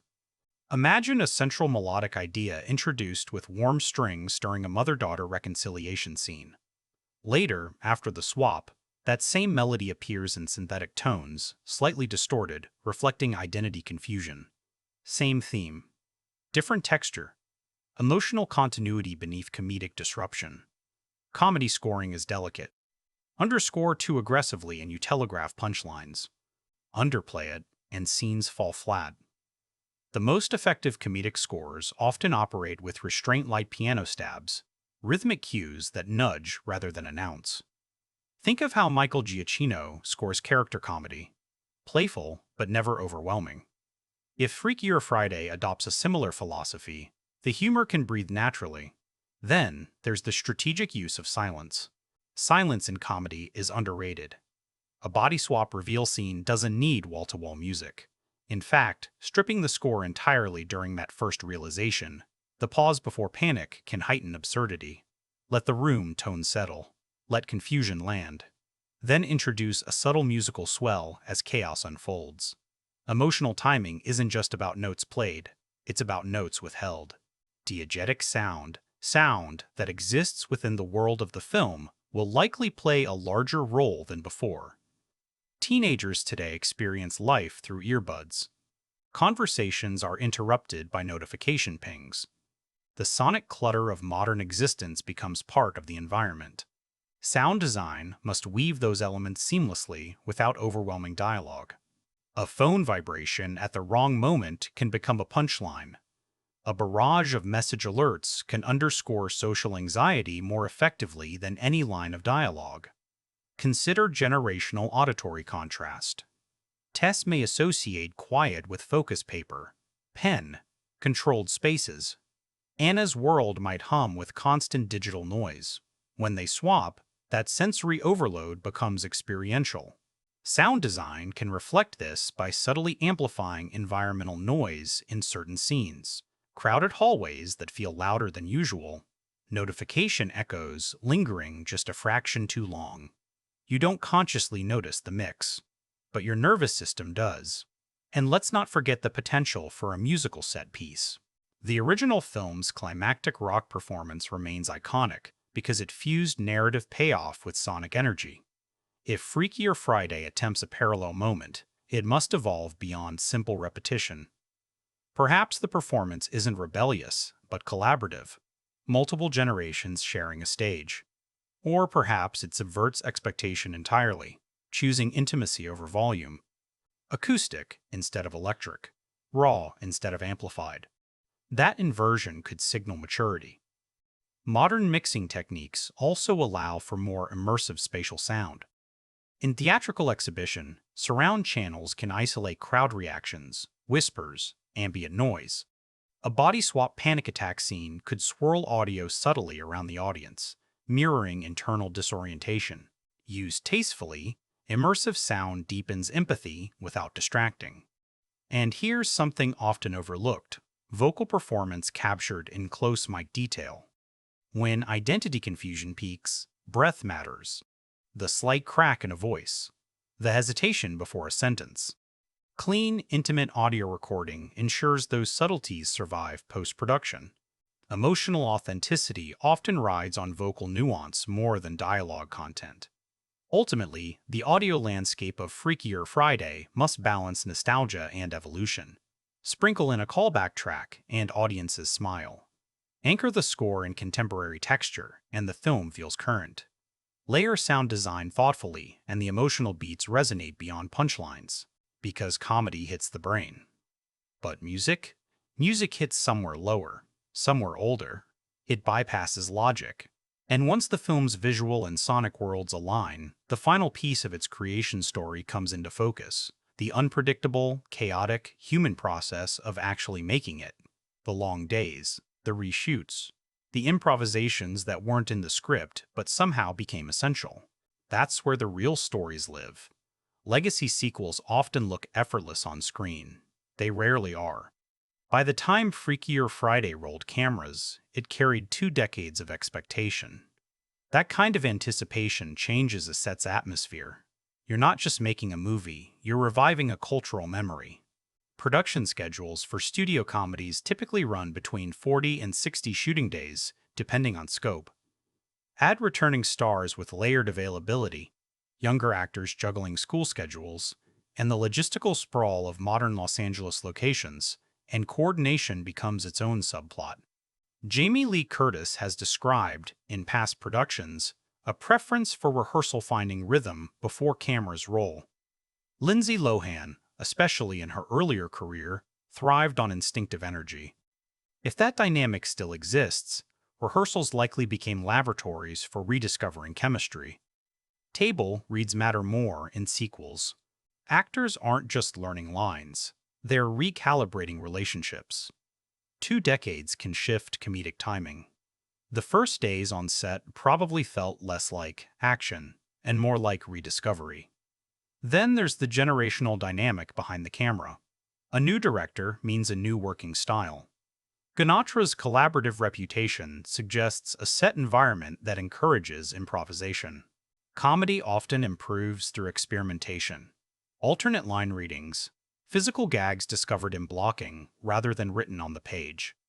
Some of the most memorable moments in the original film reportedly came from performance nuance rather than strict script adherence. Expect history to repeat itself here. Location logistics likely played a significant role. If the story unfolds across schools, homes, offices, and public venues, scheduling those spaces requires precision. Shooting in active high schools, for example, often means tight time windows, weekends, holidays, controlled environments. Modern production also contends with digital realism. You can't fake contemporary classrooms easily. Technology must appear current.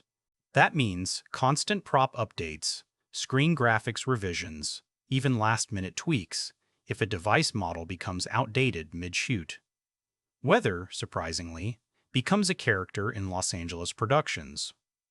Bright California sun can be both asset and obstacle. Consistency matters in comedy. A cloud shift mid-scene can disrupt continuity. Cinematographers and gaffers adapt constantly. Diffusion silks, bounce boards, controlled lighting rigs shaping what appears spontaneous. The audience sees breezy suburbia. The crew sees meticulous calibration. Reshoots are standard practice in studio filmmaking. Particularly in comedies, test screenings influence pacing adjustments. A joke that kills on set might fall flat in front of a preview audience. Conversely, a quiet emotional beat might resonate more deeply than expected and earn extra screen time. Legacy sequels often undergo fine-tuning to balance nostalgia with narrative momentum. If Freakier Friday conducted early audience previews, feedback likely centered on one question: does this feel earned? Behind-the-scenes bonding can shape on-screen authenticity.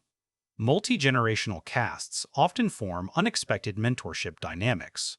Curtis, known for her openness about industry experience, may have served as informal guide for younger actors navigating large-scale studio production.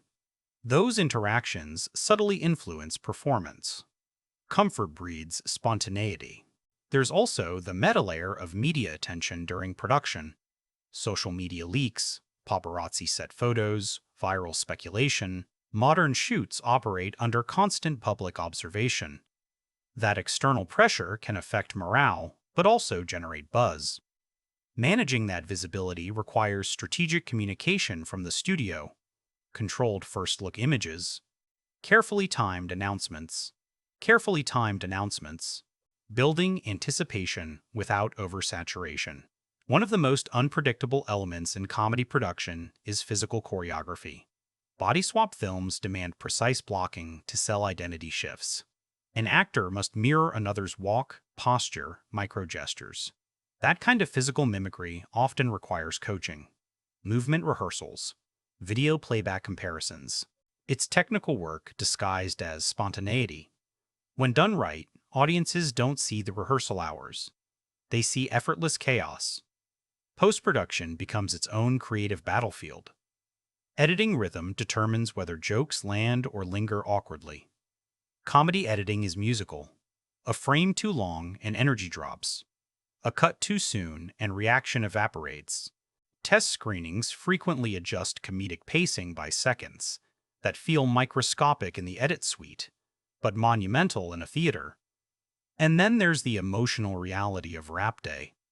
For returning actors, closing production on a sequel carries layered meaning. It's not just finishing a job, it's revisiting a formative chapter of their careers. That emotional undercurrent can bleed into final scenes, particularly reconciliation moments. Sometimes art captures life's reflection in ways no script could fully plan. Production stories rarely define a film alone, but they shape texture, energy, the invisible connective tissue between scenes. Because once the cameras stop rolling and the editing locks, the film enters a new arena entirely. Public judgment, marketing campaigns ignite, box office projections circulate. Legacy sequels face scrutiny measured in dollars and nostalgia-fueled expectation. And that's where the conversation shifts from craft to commerce. Legacy sequels don't just open at the box office, they audition. By the time Freakier Friday hits theaters in 2025, its financial narrative will already be half-written in headlines. Nostalgia play. Mid-budget comedy gamble. Can theatrical comedies still draw crowds? The marketplace it enters is dramatically different from 2003. Back then, studio comedies routinely opened strong on star power alone. Today, theatrical attendance skews towards spectacle, superheroes, horror, event cinema. A body swap comedy must position itself as more than comfort food. It has to feel like an event. Budget becomes the first unspoken variable. Mid-range studio comedies in 2025 typically land somewhere between 40–70 million, depending on cast salaries and production scope. Ad marketing often equal to or exceeding production costs, and profitability hinges on more than domestic turnout. International markets matter. Streaming windows matter. Ancillary revenue matters. The economics of comedy have shifted. The genre thrives digitally, but theatrical performance determines cultural footprint. Opening weekend tells one story. Legs tell another. If Freakier Friday opens strong with audiences who grew up on the original, that's nostalgia doing its job. But sustained box office requires younger viewers, teens who weren't alive in 2003. That demographic crossover becomes crucial. Films like Top Gun, Maverick succeeded because they bridged generations. The sequel felt contemporary, not archival. For Freakier Friday, strong word of mouth will likely hinge on whether younger audiences feel seen rather than lectured. Timing also shapes commercial impact. A summer release positions the film as light, communal entertainment, counter-programming against action-heavy blockbusters. A fall release leans into comfort and family attendance. Release calendar strategy isn't random. Studios analyze competition weeks in advance, avoiding direct clashes with tentpole franchises. Smart scheduling can elevate modest expectations into sleeper success. Marketing tone will determine initial perception. Lean too heavily on callbacks, iconic lines, recycled visual beats, and the campaign risks feeling retrograde. Emphasize generational expansion and contemporary themes, and it invites curiosity. Trailers must walk a tightrope, showcase the body swap hook, without revealing every major gag. Comedy trailers often oversell.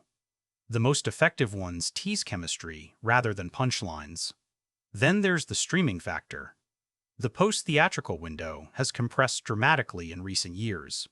If audiences believe a film will appear on a streaming platform within weeks, urgency diminishes. Disney's release strategy, whether prioritizing an exclusive theatrical run or signaling quick digital availability, will influence box office behavior. Scarcity creates demand. Convenience softens it. International performance introduces another variable.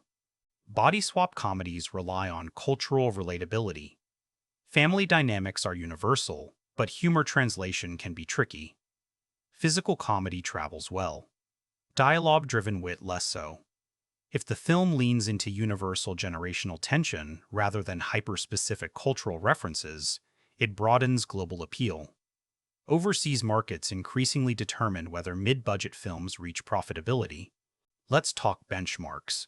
A domestic opening north of 25 to 30 million would signal strong nostalgic pull for a comedy in this era. Total worldwide gross exceeding 150-200 million would likely qualify as clear commercial success, depending on final budget disclosures. Anything significantly below that range invites the dreaded underperformance label, even if streaming engagement later reframes the narrative. But commercial impact isn't measured in dollars alone. Home media performance, digital rentals, physical collector's editions, streaming viewership metrics, extends lifespan. Comedies often enjoy robust repeat viewing. If Freakier Friday becomes comfort rewatch material, its long-tail revenue could outpace opening weekend projections. There's also brand equity. Disney's legacy sequel strategy thrives on reinforcing IP value. Even moderate financial success can justify future expansions. Spin-offs, limited series, cross-generational continuations. Studios increasingly think in ecosystems rather than standalone wins. The unpredictable variable? Audience mood. Comedy thrives in cultural moments, craving levity. If 2025 audiences seek escapism rooted in familiarity, Freakier Friday could benefit from emotional timing. Conversely, if viewers gravitate toward darker or more high-concept narratives, lighter fare faces steeper uphill climbs. And here's the paradox. Sometimes commercial performance lags behind cultural affection. A film can open modestly, yet build a lasting reputation through memes, streaming discovery, and social media discourse. Box office numbers dominate headlines. Cultural longevity writes history. Ultimately, the commercial story of Freakier Friday won't just answer whether nostalgia sells. It will test whether theatrical comedy, anchored by character rather than spectacle, still commands communal attention. Because after the dollars are counted, another verdict arrives. Critics weigh in. Audiences log scores. Social feeds ignite with hot takes and reaction threads. And sometimes, the most revealing response isn't financial at all. It's emotional. Critical reception for a legacy sequel is rarely neutral. It arrives preloaded with affection, skepticism, and the lingering question no critic says out loud. But every review circles, was this necessary? When Freakier Friday lands in front of reviewers, comparisons to the 2003 film will be immediate and unavoidable. Rotten Tomatoes and Metacritic scores. Those aggregated barometers of consensus won't just measure quality, they'll measure justification. A score in the 70% range would signal solid execution, especially for a studio comedy in an era when critics often reserve their highest praise for genre subversion or art house experimentation. Dip into the 50s, and the narrative shifts toward pleasant but unnecessary. Push above 80%, and suddenly the sequel becomes a case study in how to revive IP with intelligence. But numbers only tell part of the story. Critics will likely divide along generational lines. Reviewers who grew up with the original may evaluate through nostalgia's lens, judging whether the sequel captures the same chaotic warmth. Younger critics, encountering the concept without emotional attachment, may focus more sharply on contemporary relevance. Does the film comment meaningfully on digital identity? Does it update generational tension beyond surface-level jokes? That's where the discourse sharpens. Expect praise, if earned, to cluster around performance. Jamie Lee Curtis, post-Oscar, commands attention in any project she touches.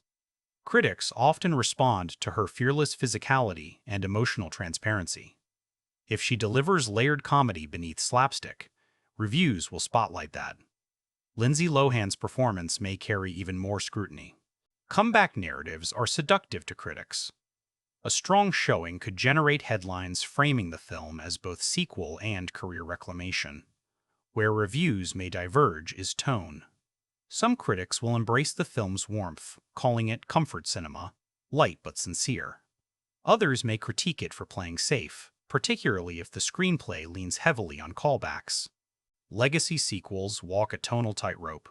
Lean too hard into sentiment, and cynics roll their eyes. Inject too much irony, and fans feel betrayed. The sweet spot lies somewhere between affectionate homage and honest evolution. Audience scores often tell a different story than critics. Body swap comedies thrive on relatability. Viewers don't always demand structural perfection. They crave emotional payoff. If audiences leave theaters smiling, quoting lines, posting clips of favorite scenes, cinema score grades could skew high. An A or B+ would indicate strong word-of-mouth potential. Social media sentiment might reveal even more than formal reviews. TikTok edits, reaction videos, nostalgic comparison threads. These cultural ripples shape perception beyond star ratings. Award recognition is less likely in major categories. Comedies historically struggle for prestige acknowledgement unless they break formal boundaries. However, individual performances, particularly Curtis's, could earn Critics Association nods or Golden Globe consideration in comedy categories. Awards buzz isn't essential for commercial success, but it reinforces cultural legitimacy. Then there's the discourse factor. Modern releases generate layered online conversations. Some viewers may debate whether the sequel adequately addresses aging in Hollywood. Others might analyze generational politics embedded in the script. Think pieces could explore the evolution of female-led comedies from 2003 to 2025. That kind of cultural analysis extends a film's lifespan far beyond opening weekend. Controversy, if it arises, will likely center on generational portrayal. Portray teens too broadly, and younger audiences push back. Portray older characters as technologically inept caricatures, and critics question nuance. The best-case scenario? Reviews acknowledging that the film balances humor with empathy across age divides. Over time, reevaluation often softens initial critique. The original Freaky Friday wasn't universally hailed as groundbreaking upon release, yet it endured as a comfort classic. Sequels sometimes follow similar arcs, initial skepticism followed by nostalgic affection. Streaming accessibility accelerates that process. A film that feels modest in theaters can flourish as a home viewing staple. Ultimately, critical and cultural reception will answer a fundamental question. Did Freakier Friday expand the conversation or merely revisit it? Because longevity doesn't belong to the loudest film, it belongs to the one that lingers. The one audiences revisit years later and discover new meaning in. The one that, somehow, feels more relevant with time. And that final measure legacy requires stepping back from metrics entirely. It asks what the film means, what it says about identity, about mothers and daughters, about aging in a culture that resists it. That's where judgment moves from aggregate scores to something more personal, something lasting. At its core, Freakier Friday isn't about a magical body swap. It's about time. Time passed between mother and daughter. Time passed between films. Time passed in the lives of the actors who returned to these roles carrying history the original never anticipated. And that passage, if the sequel fully embraces it, becomes the film's most powerful thematic engine. The original story revolved around empathy as revelation. Walk a mile in someone else's shoes, and you'll understand them. Simple. Effective. But adulthood complicates that moral. In 2025, empathy isn't a one-day lesson. It's ongoing work. It's choosing to understand someone even after you've already hurt each other. A sequel has the opportunity to explore that deeper layer. What happens when empathy reveals not just misunderstanding, but regret? Aging sits quietly at the center of this narrative. Hollywood rarely grants women space to age on screen without apology. Jamie Lee Curtis returning to a body swap comedy at this stage of her career carries quiet defiance. The joke isn't that she's older. The joke is that she's still vibrant, still chaotic, still capable of physical comedy and emotional vulnerability. That matters. It reframes aging not as diminishment, but as evolution. And for Anna, now presumably navigating adulthood herself, the story becomes cyclical. One day you're rebelling against your parent. The next, you hear their voice in your own. That realization can be funny. It can also be unsettling. The sequel's thematic strength lies in acknowledging that generational conflict doesn't disappear, it transforms. Identity is the film's philosophical backbone. Who are we outside our roles? Strip away the body, the age, the social label. What remains? Body swap comedies use physical transformation as metaphor. In a hyper-digital era where identity is curated and filtered, that metaphor feels even sharper. We perform versions of ourselves daily. Social media profiles, professional personas, family archetypes. The swap literalizes what we already experience metaphorically, the tension between who we are and how we're perceived. There's also a subtle but potent commentary on control. Mothers want to protect. Daughters want autonomy. But adulthood reveals a harsher truth. Control is illusion. You can't shield someone from growing pains. You can't prevent missteps. The only sustainable bridge is understanding. If Freakier Friday leans into that, it transcends its premise. Legacy becomes another thematic thread. Not legacy in the box office sense, but emotional inheritance. What do we pass down unconsciously? Anxiety, strength, humor, resilience. When Anna inhabits Tess's body again, she doesn't just see responsibility, she sees sacrifice. When Tess experiences youth again, she doesn't just see rebellion, she sees pressure she may have underestimated. That exchange isn't about correcting each other, it's about recognizing shared humanity. And here's the delicate balance: sentimentality versus sincerity. A sequel that overindulges in tidy reconciliation risks flattening its own complexity. Real relationships don't resolve in a single climactic speech. They evolve through repeated choice. If the film allows a little messiness to linger, if forgiveness feels earned rather than convenient, it strengthens its thematic resonance. In terms of genre legacy, Freakier Friday sits within a lineage of body swap narratives stretching from Big to 13, going on 30 to Everything Everywhere, all at once. Stories that question identity through transformation. What distinguishes this entry is generational continuity. Few body swap films revisit the same characters decades later. That alone grants it uniqueness. Rewatchability will determine its staying power. Does it become comfort cinema for a new generation? Do daughters watch it with mothers the way some did in 2003? Cultural longevity often hinges on relatability more than innovation. If audiences see fragments of their own arguments, misunderstandings, reconciliations mirrored here, the film embeds itself quietly in family movie nights. So what's the final verdict? If Freakier Friday merely replicates old beats with shinier packaging, it will exist as pleasant nostalgia smiled at, then shelved. But if it leans into time's passage, into aging, into the uncomfortable humor of realizing you've become what you once resisted, it earns something rarer, relevance. It doesn't need to reinvent cinema. It needs to honor growth. Because the most powerful magic trick in this story isn't the body swap. It's the realization that understanding someone doesn't require supernatural intervention. It requires listening. It requires humility. It requires time. And perhaps that's the quiet triumph of revisiting these characters in 2025.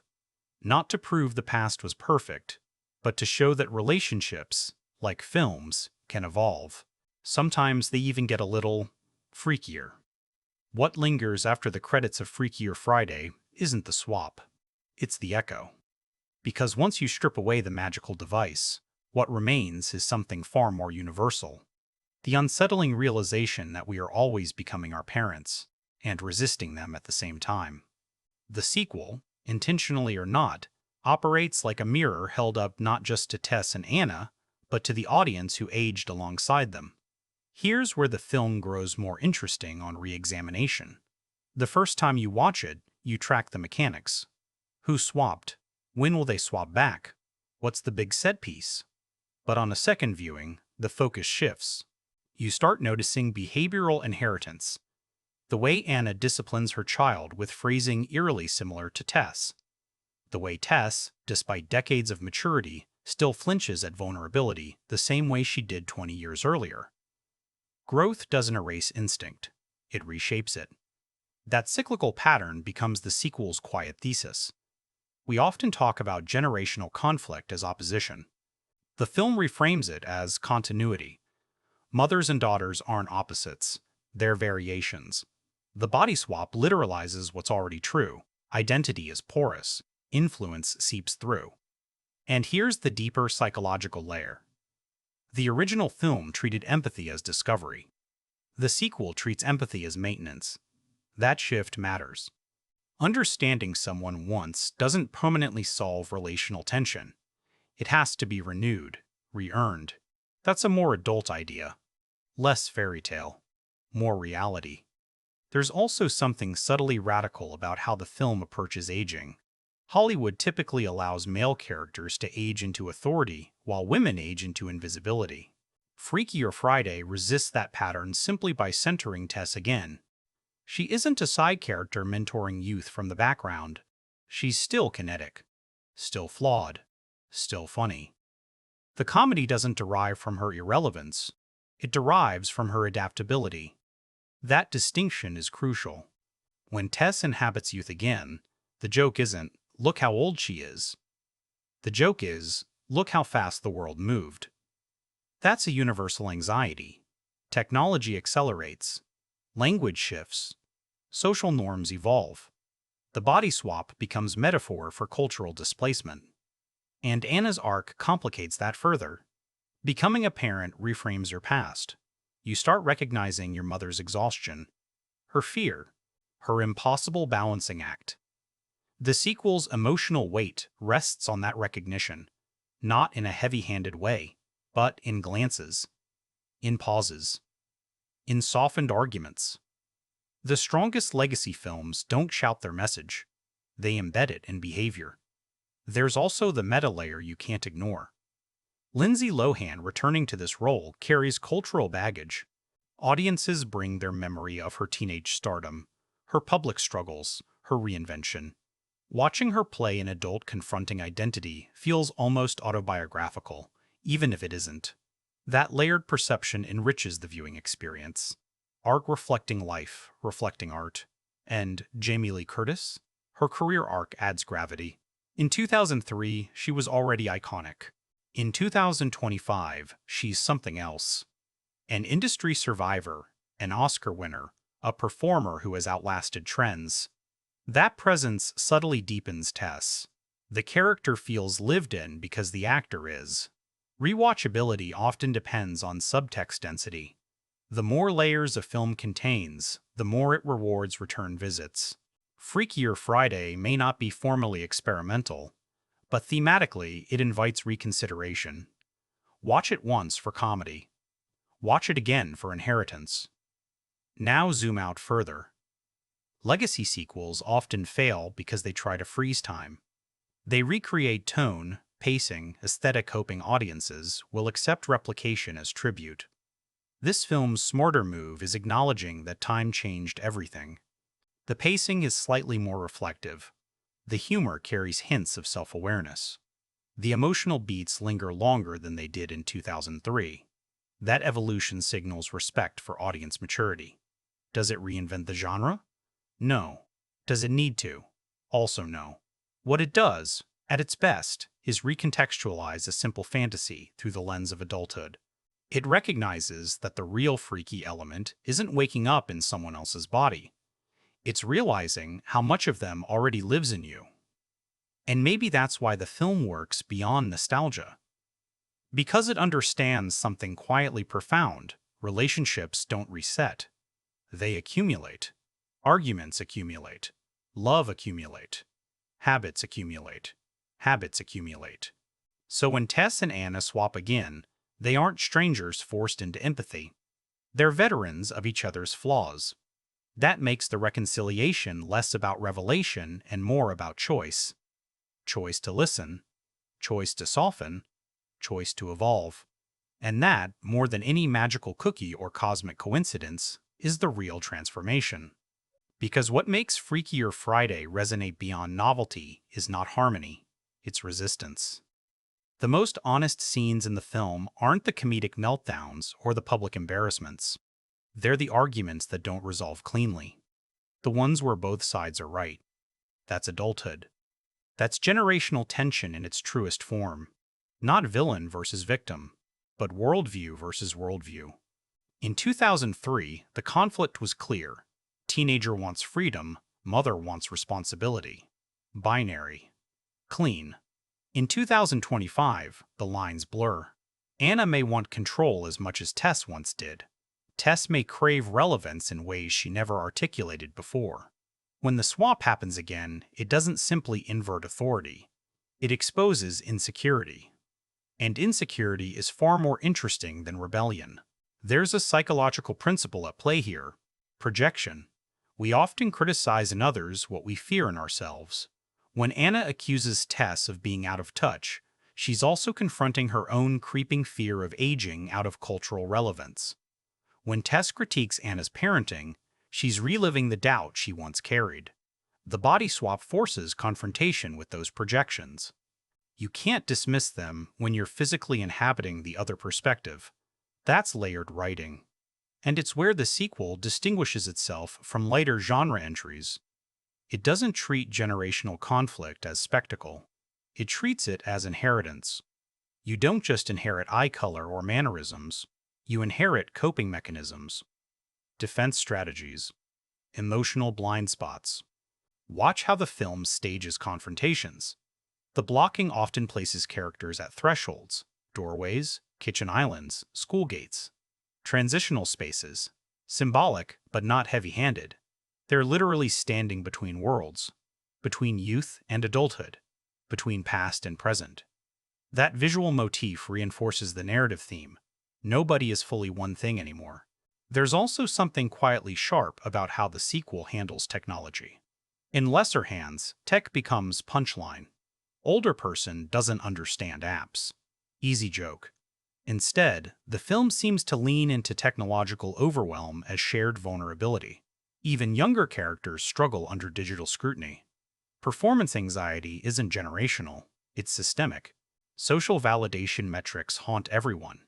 Tess doesn't just struggle to navigate apps. She struggles with visibility in a world that quantifies worth. That's not just modern window dressing. That's thematic integration. And then there's the question of forgiveness. Forgiveness in cinema often arrives with swelling music and declarative speeches. Freakier Friday earns its quieter moments. A look held longer than usual. A softened tone. An apology that doesn't fully erase history but acknowledges it. That restraint makes the reconciliation believable. Because real relationships rarely reset to zero, they improve incrementally. The film also subtly addresses the myth of parental certainty. As children, we assume our parents know what they're doing. As adults, we realize they were improvising.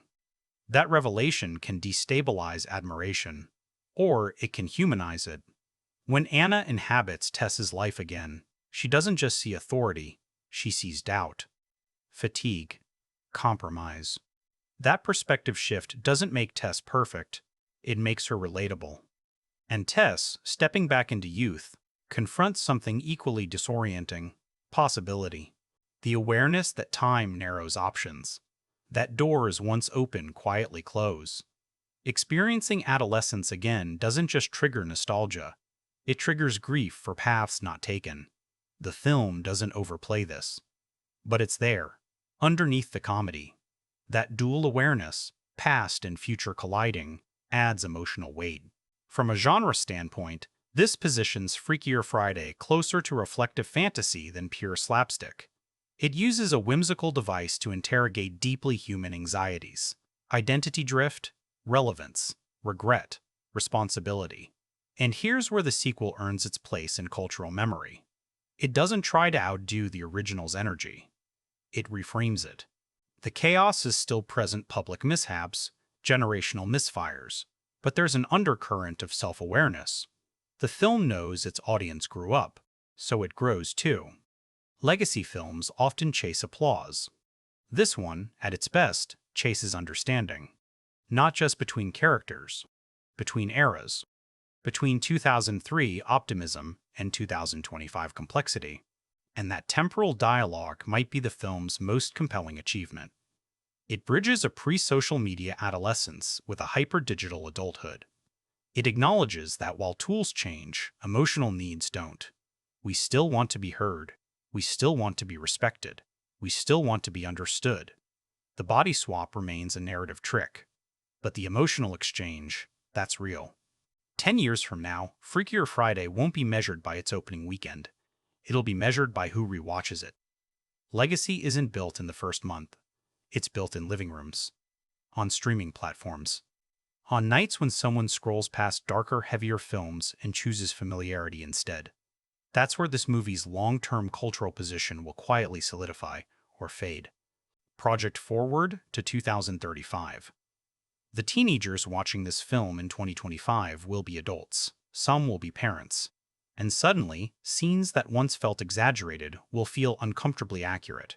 That's the strange time delay power of generational stories. They age with you. The jokes you laughed at shift. The characters you identified with change. In 2003, many viewers saw themselves in Anna.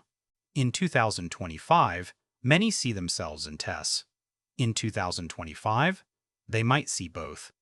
That dual identification is rare. Most coming-of-age films anchor you to youth permanently. Most parental dramas anchor you to maturity. Freakier Friday occupies a liminal space between those poles. It argues, gently, that identity isn't fixed to age. You don't stop being someone's child just because you become someone's parent. Others, like this one, aimed for emotional continuation rather than brand extension. When historians look back at mid-2020 cinema, they may categorize Freakier Friday as part of that recalibration period where nostalgia was no longer enough on its own. It had to be reframed through maturity. There's also the gendered dimension of its legacy. Female-led comedies in the early 2000s often relied on youth-centric narratives. By centering a woman in her 60s without diminishing her agency, this sequel subtly pushes against industry norms. It doesn't present Tess as a relic. It presents her as evolving. That matters, even if it doesn't announce itself loudly. In that sense, the film may age better than louder, flashier contemporaries, because cultural relevance often rewards sincerity over spectacle. Spectacle dates quickly. Fashion shifts. Visual effects improve.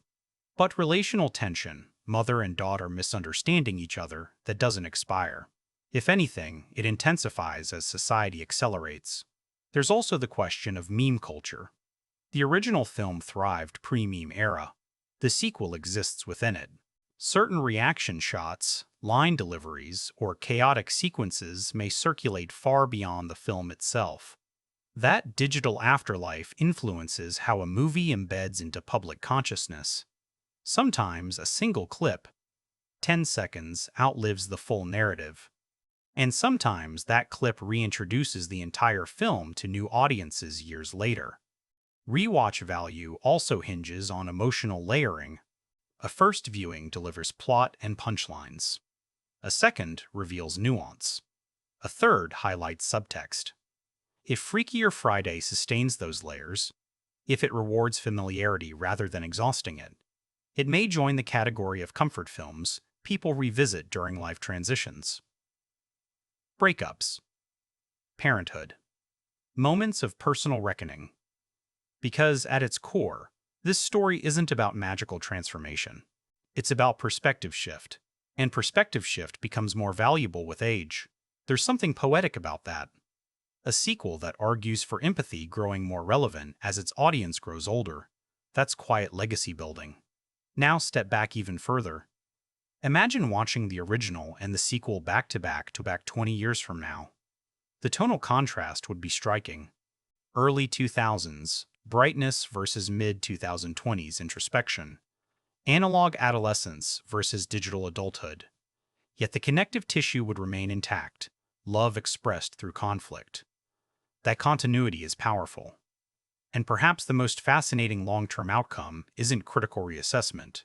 It's relational ritual. Mothers introducing daughters to the original. Daughters introducing mothers to the sequel. Conversations sparked not by fantasy mechanics, but by recognition. Was I that difficult?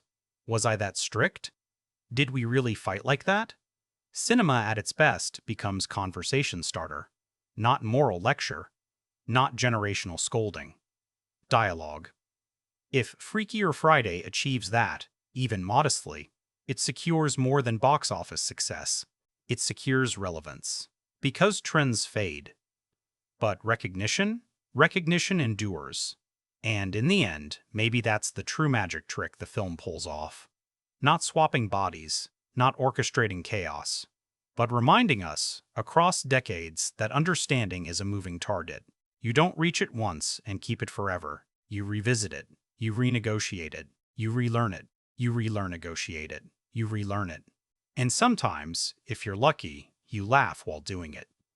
There's one final layer worth exploring. Craft legacy. Because while audiences experience Freakier Friday emotionally, filmmakers and industry observers experience it structurally. And in that sense, the film becomes a case study. What does it mean to revive a high-concept comedy in an era dominated by spectacle and franchise mythology? Body swap films were once a staple. High-concept, mid-budget, star-driven. They relied on performance, not visual effects. Pipelines. Over time, that model eroded as studios prioritized cinematic universes and global action properties. So when a film like Freakier Friday enters the marketplace, it quietly challenges a prevailing assumption that theatrical relevance requires scale. It doesn't. It requires connection. If the film succeeds, even moderately, it reinforces the viability of character-centered comedy in theaters. That matters for future greenlights. Studios operate on precedent. A well-performing mid-budget comedy can unlock similar projects. Not clones, but adjacent risks.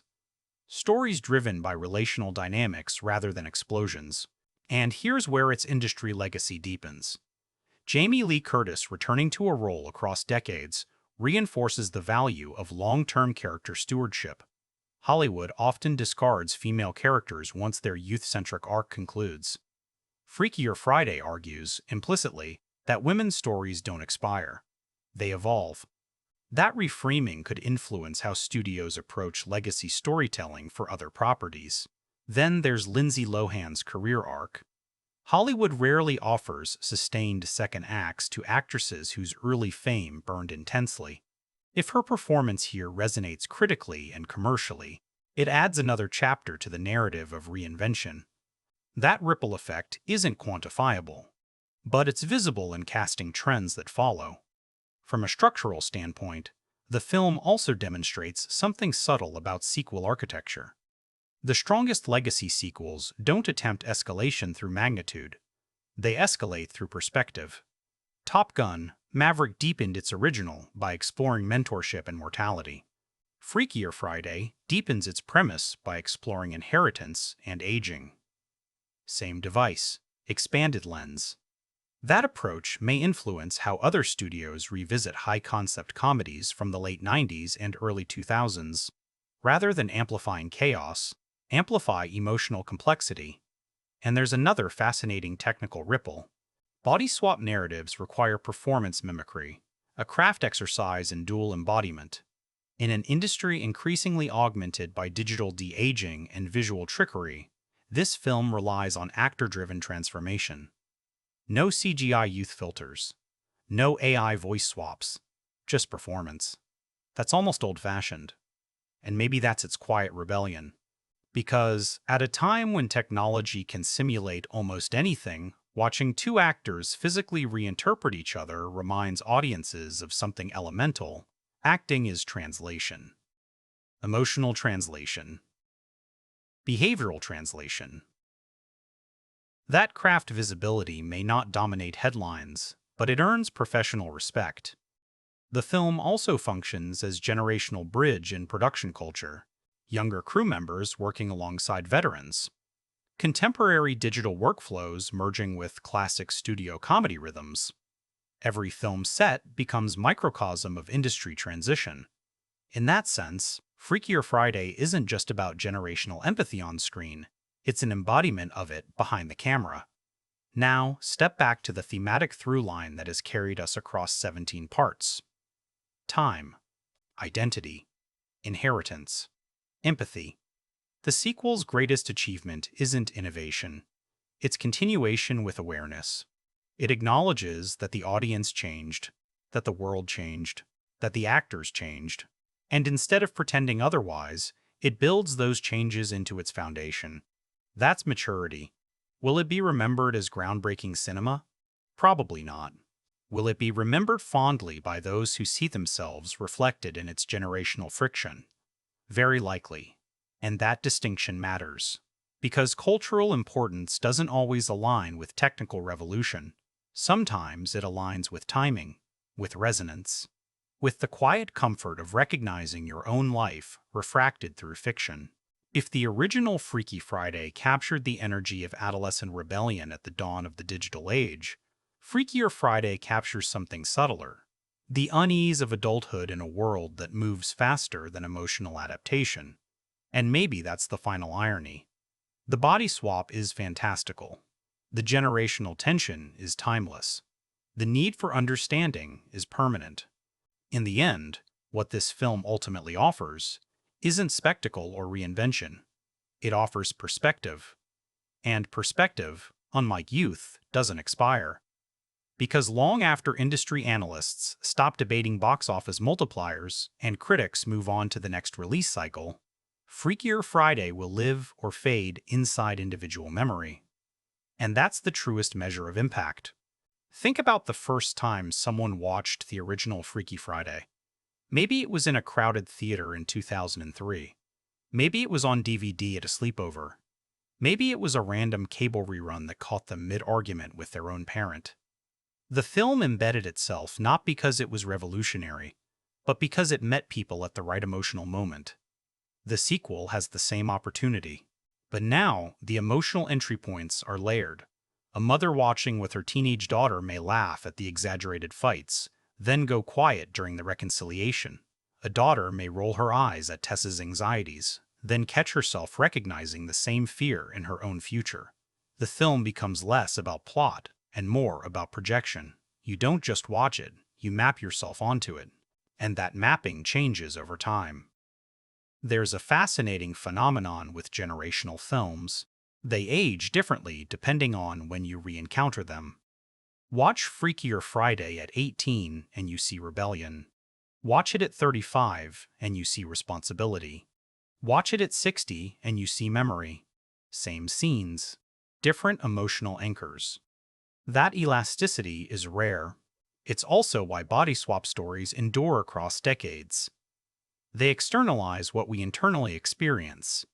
We wake up feeling like a different person than we were 10 years ago.